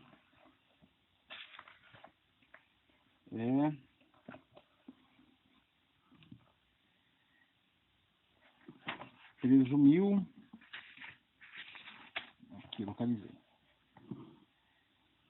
que a Terra era relativamente jovem, que Adão e Eva eram figuras históricas e que a criação originou-se do nada e que o dilúvio foi global. A dissidência fundamental do consenso veio de figuras influenciadas pelo platonismo e as preocupações cosmológicas encontradas em seu diálogo, o Timeu. Os platonistas estavam estranhamente mais preocupados com a extensão de uma criação levada a efeito ao longo de 7 dias. Por que tão demorada? Para um platonista, tanto tempo para criar parecia desafiar o poder e sabedoria divinos. Como resultado, alguns dos pais, entre os quais Agostinho, estavam inclinados a ler o Gênesis mais metaforicamente. Por outro lado, interpretar esses pais é igualmente difícil para um leigo, já que os escritores antigos tendiam a presumir a historicidade das narrativas, embora as achassem de pouco interesse. Eles estavam procurando os significados teológicos e, sobretudo, cristológicos das histórias do Antigo Testamento. Em todo caso, tirante alguns pais, designadamente Basílio e Agostinho, não há dúvida de que a maioria das principais figuras da Igreja do século XVIII tem sido simpatizante do CTJ, criacionismo da Terra Jovem. O criacionismo da Terra Jovem não nasceu, portanto, no século XX, mas o CTJ moderno é uma tentativa de estudiosos e cientistas de defender ou sustentar uma posição cristã há muito defendida. Muitos leigos e teólogos continuam a preferir comumente um ponto de vista da Terra Jovem, mas as defesas científicas dessa visão haviam desaparecido principalmente em meados do século XX. O ceticismo quanto à teoria geral da evolução era bastante comum em evangelistas proeminentes como Bill Sunday, mas também veio de figuras mais tradicionais como G.K. Chesterton. Uma alternativa positiva não foi proposta. Os eruditos evangélicos aceitaram bastantes elementos da concepção da Terra antiga, inclusive alguns pontos da teoria evolucionista. Um documento tão consistente como The Fundamentals, os Fundamentos, inclui o criacionista progressista James Orr. Isso mudou com uma defesa intelectualmente interessante da criação e um ataque à evolução por figuras no movimento adventista do sétimo dia, liderados por George MacCready Price. Na década de 1960, acadêmicos evangélicos como o engenheiro Henry Morris trouxeram a posição histórica do CTJ e as ideias geológicas de Price para um público evangélico mais amplo. Morris e o teólogo John C. Whitcomb produziram um livro intitulado The Genesis Flood, o Dilúvio de Gênesis, que estimulou o amplo apoio popular ao CTJ e um ressurgimento do interesse por ele em alguns círculos acadêmicos. Nos anos de 1970 e 1980, o CTJ,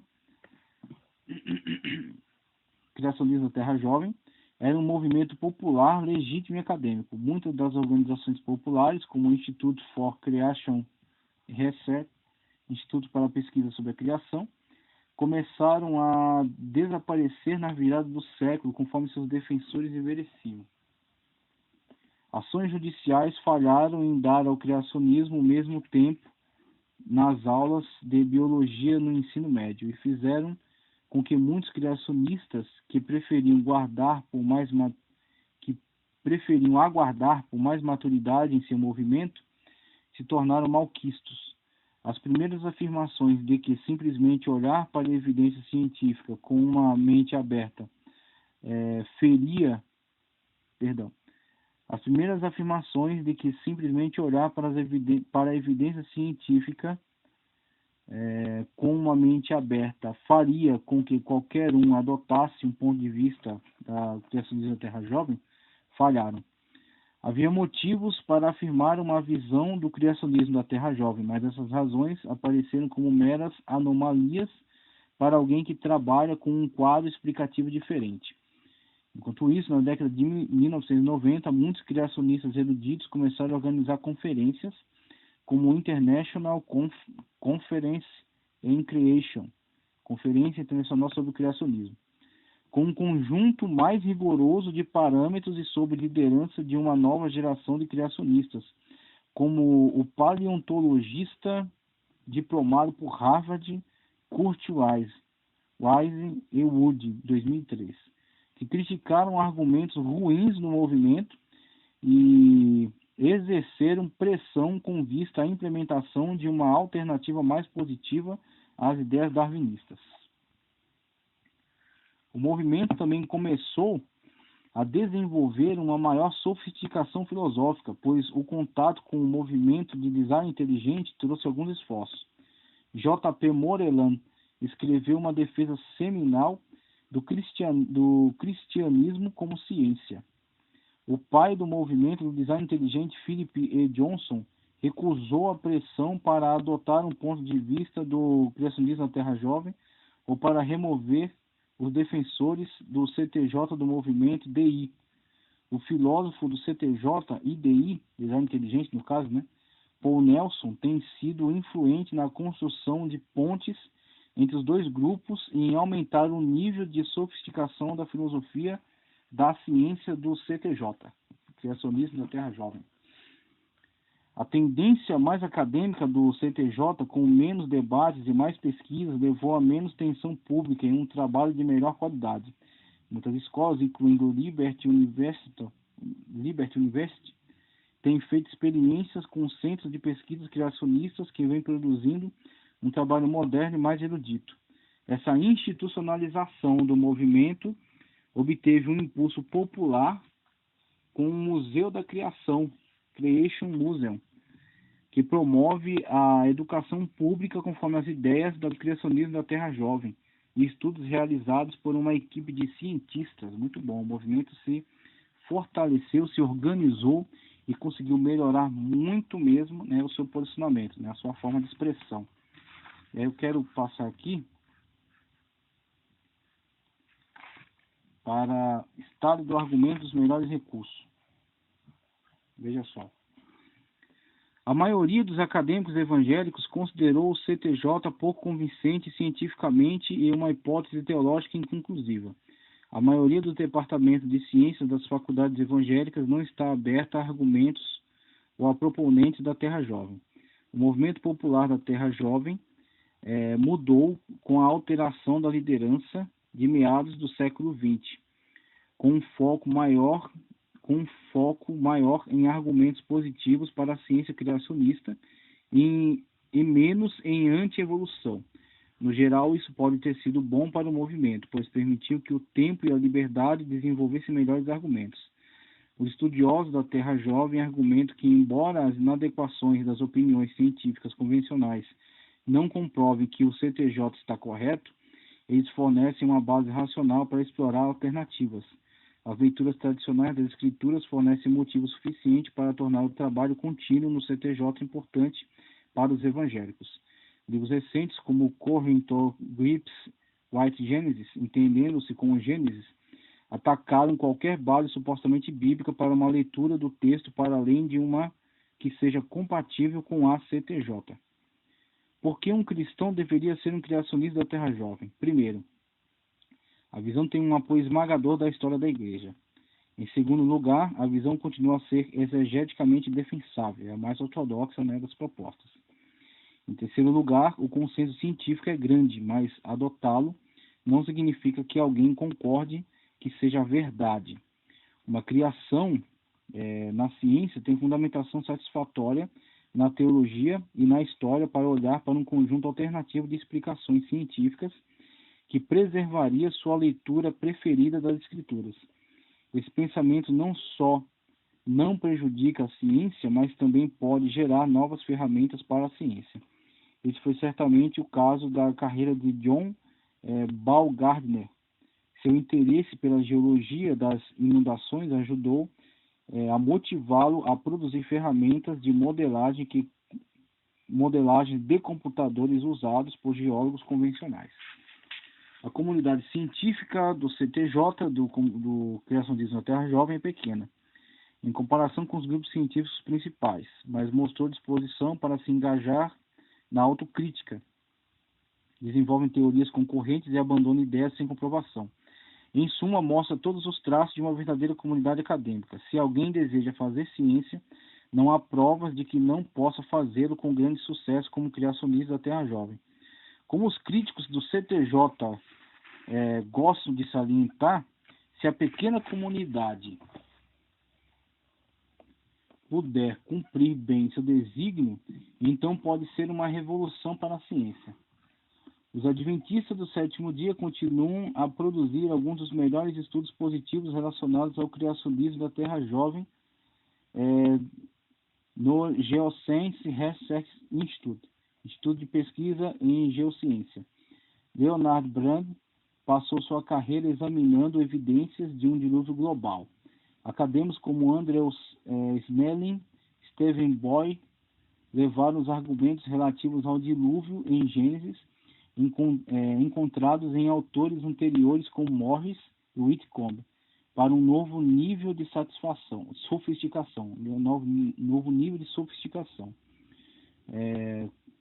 Ansels Research Journal divulga bolsas de estudo periódicas destinadas ao desenvolvimento de um modelo CTJ.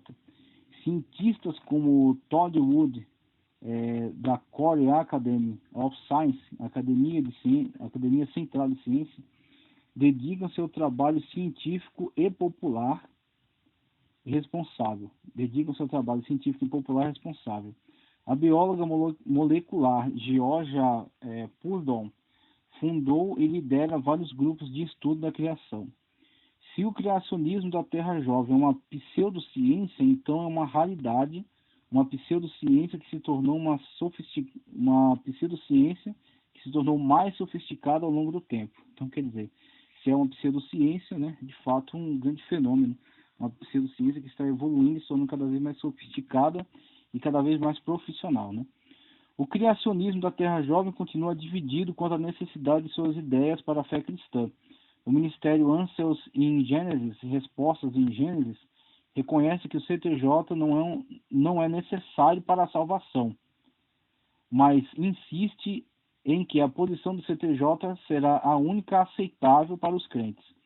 Outros defensores do CTJ argumentam que a posição é a melhor opção para os cristãos, mas estão abertos a outras possibilidades.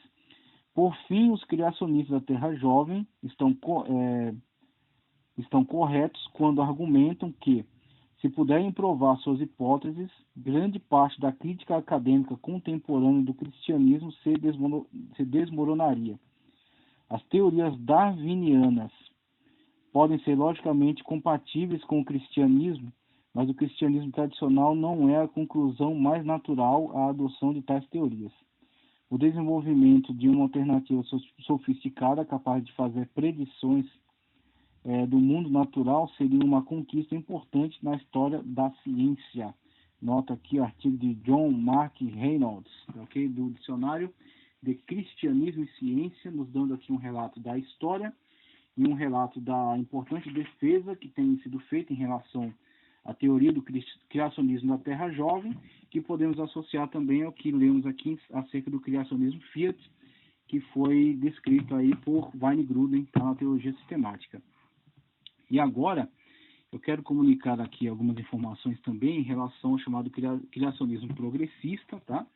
Criacionismo progressista, e trazer algumas informações do Guia Wilmington para estudo da Bíblia, né, do método teológico do estudo, onde ele vai trazer algumas informações, né, que vão dizer assim, vão refutar, tá, algum posicionamento que tem sido tomado ainda do criacionismo progressista, tá, da criação progressista. Algumas informações de fato vão descaracterizar alguns elementos que eles entendiam que eram fundamentais, tá, que entendiam que eram conclusivos para a afirmação da sua teoria. Então, primeiro, acerca do criacionismo progressista, na continuação aqui do nosso estudo, temos o seguinte, ó. O último modelo proposto pelos evangélicos é o criacionismo progressivo, ou teoria do dia-época. Os proponentes desse modelo argumentam que os dias da criação em Gênesis 1 conotam um período parcialmente coincidentes de tempo indeterminado. Costumam indicar textos do Antigo Testamento em que dia significa algo mais amplo que um dia literal de 24 horas. Aponta os eventos de Gênesis 2, 7 a 23, que incluíam dar nomes a todos os animais e aves conhecidos, animais e aves, acontecidos na parte final do sexto dia. Acredito que Deus criou vários protótipos de plantas e animais em etapas diferentes e parcialmente coincidentes, a partir dos quais os processos de microevolução produziram a variedade de flora e fauna que observamos hoje. Os defensores do criacionismo progressivo rejeitam a macroevolução. Veja que já há algo, né, uma conciliação entre esse criacionismo progressivo e o criacionismo Fiat, né? Rejeitam a macroevolução, tá? E observam que os cientistas estão questionando cada vez mais a legitimidade de extrapolar as observações microevolucionárias para a macroevolução. Reconhecem também que as genealogias da Bíblia não visam a construção de uma cronologia exata, né? Também podemos concordar aí com esse entendimento. Muitos entendem que Gênesis 1 foi escrito do ponto de vista de um observador hipotético da Terra. O versículo 1 simplesmente enfatiza que houve um começo real e que Deus é o Criador de tudo. O versículo 2 descreve a Terra sem forma, sem continentes nem montanhas, nem habitantes. O versículo 3 e 4 falam da criação da luz, sem registrar sua proveniência. O versículo 5 indica que a Terra girava em seu eixo. O versículo 6 a 8 descreve a formação da atmosfera e um manto de nuvens acima do oceano primevo. Os versículos 9 e 10 descrevem a formação de várias bacias oceânicas e a primeira massa terrestre, ou continente. O versículo 11 ao 13, com economia de expressões, tratam de atos distintivos iniciais da criação da vida no planeta. Os versículos 14 ao 19 oferecem um relato da criação do Sol, da Lua e das estrelas, que pela primeira vez devem ter se tornado visíveis na Terra, devido ao rompimento, pelo menos parcial, da cobertura de nuvens. O restante de Gênesis 1 revela os últimos atos de uma criação progressiva, possivelmente concretizados com o decorrer do tempo. Muitos criacionistas progressivos acreditam que ainda estamos vivendo no sexto dia da criação, e que o dia do repouso divino ocorrerá no estado eterno. Outros acreditam que estamos no sétimo dia da criação, porque a palavra descansou significa cessou, e nenhum fim é indicado para o sétimo dia em Gênesis 2:3. Nada na Bíblia indica que Deus esteja agora criando novos universos. Pelo fato de serem cristãos, os mordomos da criação divina, Gênesis 1:28, porque os céus manifestam a glória de Deus, Salmo 19:1, essa teoria defende que a busca dos conhecimentos científicos deve orientar-se para Deus, ao invés de orientar para os objetos, ou para os conhecimentos. Rejeita a cosmovisão naturalista, mecanicista e humanista, que denomina ciência contemporânea. Embora continuem rejeitando as filosofias e especulações dos cientistas naturalistas, estão dispostos a reexaminar, e aqui onde entra a questão da adaptação que o criacionista progressista faz para tentar encaixar na leitura da Sagrada Escritura teorias evolucionistas naturalistas que têm surgido, né, ao longo da história. Então, ele faz o movimento de trazer a teoria evolucionista para tentar encaixar dentro da Bíblia, enquanto que o evolucionista teísta pega a Bíblia e adapta às teorias evolucionistas. Embora continuem rejeitando as filosofias e especulações dos cientistas naturalistas, estão dispostos a reexaminar as escrituras se algumas interpretações prévias da criação estiverem baseadas em teorias que pareçam desacreditadas pelas pesquisas científicas. Veja só. O criacionismo progressivo entende que os registros fósseis preservados nas camadas geológicas são testemunhos silenciosos de períodos de tempo bastante longos. Reconhecem, porém, que os fósseis descendem em linha reta desde os tempos mais antigos. No tocante à teoria da Terra jovem, certo criacionista progressivo diz: por ter deixado de tratar de uma vasta quantidade de dados relevantes, o modelo da criação recente com dilúvio global é incapaz de explicar uma grande diversidade de fenômenos geológicos.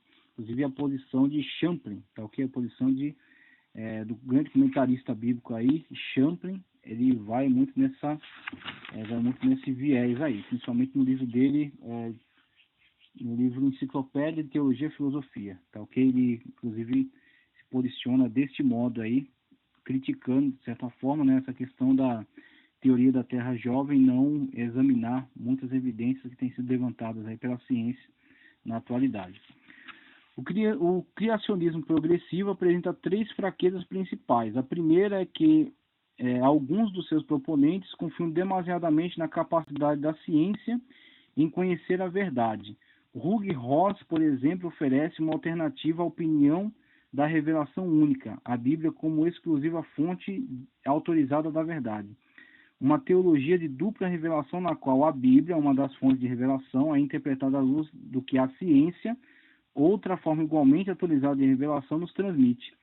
Em resumo, esse modelo de criacionismo tende a violar o princípio da só escritura da reforma. Reconhece, no entanto, que o teísmo cristão está em confronto direto com o monismo naturalista da maioria dos evolucionistas. Empenha-se também em manter a integridade bíblica do relato de Gênesis. Muitos de seus adeptos rejeitam o conceito de outros do mesmo arraial, que sustentam ser a revelação de Deus na natureza tão autorizada quanto a da Bíblia. A revelação da natureza tão autorizada quanto a da Bíblia. Então, foi proposto, mas alguns rejeitam fortemente essa proposta. Só para colaborar, isso que acabamos de ler, em relação a alguma das fraquezas do criacionismo progressivo, temos essa questão do a excessiva confiança nos métodos de investigação. E é por isso que eu quero trazer o conteúdo aqui do guia de estudos, guia Wilmington para a Bíblia, né? O método teológico de estudo, e ele vai nos mostrar aqui, deixa eu só colocar no slide, ele vai nos mostrar, tá certo? Alguns argumentos utilizados pela ciência e que de fato não tem toda a autoridade comprobatória que alegam, tá? Então temos aqui argumento para o universo antigo. Eles alegam a questão da termodinâmica. A termodinâmica não é um determinante confiável para a idade do universo, uma vez que o universo é um sistema aberto. Então a termodinâmica não consegue com total eficácia comprovar, tá? Uma vez pela própria natureza, né, do universo e a perda de calor, né, a propagação do calor. Argumentos para um universo recente. A segunda lei da termodinâmica prova que o universo não tem bilhões de anos, porque ele está decaindo a uma velocidade que permitiria apenas alguns milhares de anos. Então, a velocidade do decaimento, né, da decadência do calor, mostra que seria necessário apenas que o universo tivesse alguns milhares e não bilhares. Então temos aí já uma diminuição dessa escala, né? O que era indicado antes como bilhares já caiu para bilhares. Mostra que essas ferramentas de investigação muitas das vezes atentam, né, contra esse evolucionismo naturalista. Na astronomia temos a expansão uniforme do universo remonta a um início de cerca de 10 bilhões de anos. Então essa é a afirmação do universo antigo, tá? A astronomia Conforme a astronomia, eles trazem essa alegação. Agora, argumentos para um universo recente. A expansão do universo parece estar diminuindo. O tempo médio de vida de um cometa é de 10 mil anos. E como os cometas ainda existem, o sistema solar provavelmente tem menos de 50 mil anos. Então, veja só. São argumentos tirados dentro de investigações científicas, tá? De elementos de investigação científica, de métodos científicos. Então, tempo médio da duração de um cometa, como coloca aqui, dos cometas, 10 mil anos. E ainda existem cometas. Então, na hipótese do Big Bang, né, do início do movimento desses cometas, a duração média da vida de um cometa, então eles apontam aí para o máximo, né, de possibilidade, né, a partir dessas evidências, o máximo, né, de tempo de existência do universo em 50 mil anos, devido à existência aí de muitos cometas que estão cruzando aí as galáxias, tá ok? A estabilidade dos anéis de Saturno indica que eles têm menos de 100 mil anos. Então já todos estão abaixo daqueles bilhões de anos, conforme é indicado, né? A profundeza da poeira lunar remonta a um período de bombardeamento de meteoritos a menos de 20 mil anos, tá? Algumas evidências, né, que são indicadas aí por aqueles que argumentam uma origem recente para o universo. Dentro da geologia, no campo da geologia, a média uniforme mundial de sedimentação remonta à formação de rochas há cerca de 600 milhões de anos. A coluna geológica pode ser datada por fósseis de idade de aproximadamente 3 bilhões de anos. A deposição uniforme de sais de urânio nos oceanos remonta à idade dos oceanos há cerca de 1 milhão de anos, dentro da geologia. Agora, outros dados dentro da geologia para o argumento para o universo recente. Veja só. Um dilúvio mundial poderia ter depositado toda a sedimentação em um período de 2 a 5 mil anos. Em um período de 2 a 5 mil anos. Então, falando acerca da sedimentação, né? Sedimentação da rocha. E aí ele traz essa argumentação em relação à possibilidade do dilúvio universal. Então temos aí, por exemplo, a criacionismo da Terra Jovem, criacionismo Fiat, né? Trazendo essas alegações. Os vulcões expeliram água suficiente nos últimos 100 mil anos para encher os oceanos. Temos aí outra evidência colhida dentro do campo da geologia. O influxo de hélio 4 na atmosfera remonta ao nascimento da atmosfera há 10 mil anos. Outros elementos químicos, né, presentes na atmosfera e que fazem essa indicação de que a atmosfera tenha se formado há pelo menos 10 mil anos e não há bilhões de anos, tá? A quantidade de poeira de meteorito na superfície da Terra sugere uma idade inferior a 100 mil anos. O volume de lava depositado na crosta terrestre e o índice de atividade vulcânica sugerem que a origem da Terra seja de 10 mil anos atrás. Altas pressões de óleo em profundos depósitos requerem enterramento repentino há 10 mil anos atrás, devido às pressões que estão preservadas ainda nessas jazidas, tá ok? Então, dentro do campo da geologia, essas duas, argumentação e contra-argumentação. Agora, com relação à datação radiométrica, o carbono 14 datou espécies de animais e plantas de 10 mil a 1 bilhão de anos. Modificações periódicas de índices de decaimento por catástrofes naturais determinam que a vida teve início há 1 bilhão de anos. Agora vamos ver a contra-argumentação, dentro da questão da datação radiométrica. Experimentos demonstram que a datação de carbono 14 só é precisa até por volta de 1500 a.C. Ou seja, ele é muito útil para a arqueologia, mas dentro do campo da geologia e dentro do estudo acerca da origem, tá certo, da Terra, ele é muito impreciso. Ele tem uma variação extraordinária. Ele só consegue precisão até 1500 a.C. Experimentos demonstram que a datação por potássio-argônio tem 50% de probabilidade de erro. Tá? Então, com 50% não consegue se comprovar, né, de forma sólida. Dentro da física, veja um argumento favorável ao universo recente. O atual índice de decaimento do campo magnético da Terra sugere que a idade máxima da Terra seja de 10 mil anos.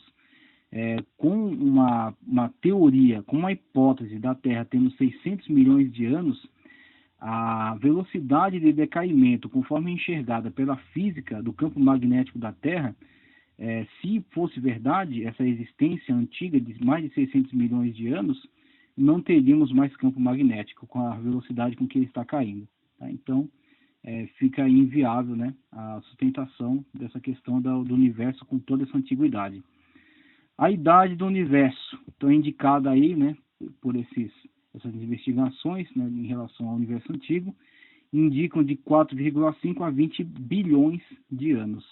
Agora, conforme essas contra-argumentações apresentadas por esses campos da ciência, termodinâmica, astronomia, geologia, datação radiométrica e física, chegam à conclusão que, na verdade, em geral, o universo tenha sido criado, né, com a mente criadora, o design inteligente, há pelo menos 20 mil anos apenas, e não a bilhões, nem a milhões, nem a bilhões, mas 20 mil anos, tá certo?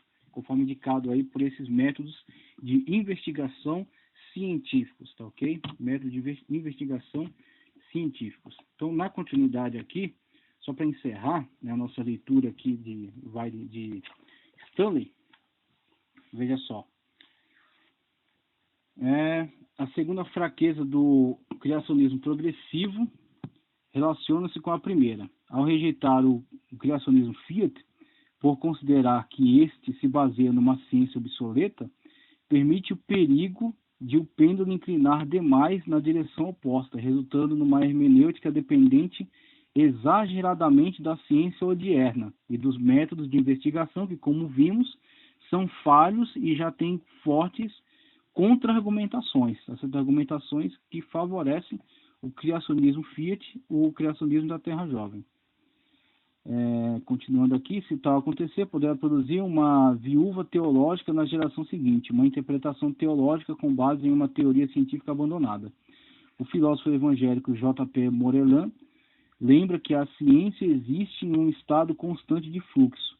O que hoje é considerado certo pode não ser considerado assim daqui a 50 anos. Morellan observa que a ciência tem mudado tanto nesses últimos 200 anos que não é correto atribuir mudança na maneira de a ciência considerar o mundo e fornecer soluções aos seus problemas. Houve, na verdade, um abandono total das teorias e maneiras antigas de a ciência olhar o mundo, que foram substituídas por outras inteiramente novas, embora a terminologia permaneça inalterada. O mesmo acontecerá com as teorias atuais. A terceira fraqueza do criacionismo progressivo é a de considerar as camadas geológicas e vastas eras de deposição gradual, não deixando nenhuma evidência clara para um dilúvio universal, a não ser a própria Bíblia, Gênesis 6, 7, 13, 17, 7, 19, 23, 8, 9, 21, 9, 15 e 16. Muitos dos cientistas evangélicos que adotam esse modelo sustentam a ideia de um dilúvio local. A ideia de um dilúvio local. Agora fechamos com uma tentativa aqui de harmonização por parte do autor. Veja o que ele diz. Harmonizando os conceitos. Se todas as tentativas atuais para harmonizar a Bíblia com a ciência estão eivadas de dificuldades, por que considerá-las? Em primeiro lugar, porque algumas questões precisam ser respondidas, e estamos convictos de que, pelo fato de Deus ser consistente e amar a verdade, Números 23, 19, Tito 1 e 2, Hebreus 6, 18, 1 João 5, 20, Apocalipse 6, 10, sua palavra concordará com o seu mundo. Em segundo lugar, a própria Bíblia parece apelar à evidência para apoiar a crença. Atos 1, 3, 1 Coríntios 15, 5 a 8, 2 de Pedro 1, 16, 1 João 1, 1 a 3. E a respeito da ciência e da Bíblia, se formos questionados, Colossenses 4, 5 e 6, Tito 1 e 9, 1 de Pedro 3, 15, Judas 3. Mesmo com suas dificuldades, as tentativas evangélicas de harmonizar os dados contribuem em muito para responder às perguntas dos crentes, dos incrédulos igualmente. De forma resumida, apresentamos 6 doutrinas primárias com as quais são concordes todos esses modelos. É impossível a geração espontânea da vida oriunda da não-vida. Os que tentam criar a vida numa proveta usam meios de armar o jogo, desonestamente em seu favor. 2. Parece que as variações genéticas têm seus limites, não ocorrem em todas as direções, e as mutações sempre são prejudiciais. Assim, não se consegue, acréscimo meu, não se consegue ultrapassar a barreira da espécie. Existem microevoluções que são adaptações ao meio, mas não macroevoluções. Não há transporte de características benéficas de uma espécie para outra de forma evolucionária natural. Tá? Então, a evolução natural, de fato, está sendo duramente questionada. 3. O processo de formação das espécies pode ser melhor explicado pelo isolamento ecológico que por processos macroevolucionários. 4. O registro fóssil contém lacunas entre formas importantes de organismos vivos, deixando de fornecer elos na cadeia evolutiva, elos que estariam presentes aos milhares se fosse verídico o evolucionismo. 5. A homologia, semelhanças observadas nos organismos vivos, pode melhor ser explicada por um projeto inteligente e pelo reaproveitamento deliberado de padrões que por alegados ancestrais em comum. 6. Quando os bioquímicos examinam a estrutura do DNA de vários organismos, encontram um padrão aleatório na sua composição química e não a progressão incremental que aumenta de acordo com a complexidade, conforme exige o evolucionismo. Sendo assim, o debate sobre o criacionismo tem gerado várias respostas relevantes às questões propostas. Seria útil, no entanto, se os proponentes de todos esses modelos reconhecessem que as escrituras realmente não falam de modo tão específico a apoiar integralmente o modelo. Devemos tomar o cuidado de reconhecer plenamente o estado pecaminoso caído da humanidade, conforme Jeremias 17:9, 1 Coríntios 2:14 e Tito 1:15-16. O pensamento humano não pode ser considerado uma capacidade neutra, objetiva e eficaz por si só, conforme lembra Eta Linerman, que se converteu do método histórico crítico de interpretação para a fé salvífica. A necessária regulamentação dos pensamentos deve ocorrer através das Sagradas Escrituras. Elas controlam o processo intelectivo. Os pensamentos devem subordinar-se à palavra de Deus. Se as dificuldades surgirem, o pensamento humano duvida da sua própria sabedoria, mas não da palavra de Deus. O Espírito Santo aplica a palavra a esse princípio de orientação. Esse princípio de orientação sobreviverá aos estragos do tempo. Importante contribuição aqui de Stanley M. Orton e também da Bíblia Palavra-Chave, CPAD, do Dicionário de Cristianismo e Ciência, tá certo? E do Guia Wilmington para Estudo da Bíblia. Então, damos sequência aí. E vamos, na verdade, fazer uma interrupção aqui e dar continuidade na próxima gravação, tá certo? Na próxima aula. Ainda será EB1, ainda será Estudo Bíblico 1. Estamos na mesma temática. Mas vamos dividir o vídeo para que ele não fique tão extenso, tão longo. Então, eu quero trazer aqui a contribuição de Champlin, tá? Enciclopédia de Bíblia, Teologia e Filosofia, de Champlin, o volume 2 e o volume 1. Falar um pouco ainda sobre o evolucionismo teísta, baseado aí nessa leitura de Champlin, e trazer uma explicação, né, finalizando essa questão aí, o uso do termo sem forma e vazia, a questão da menção às trevas e a menção da criação da luz, tá? Então, vamos encerrar por aqui e no próximo vídeo a gente dá continuidade, trazendo esses elementos aí que estão presentes na enciclopédia de Champlin e outros aí como a Bíblia MacArthur, tá certo? Então, vamos continuar nosso estudo aí na próxima gravação. Muito obrigado, que Deus abençoe grandemente sua vida. Se está gostando do estudo, curte, compartilha e continua orando pela nossa vida para que Deus possa sempre nos abençoar e nos direcionar ao entendimento mais profundo da sua palavra. Em nome do Senhor Jesus.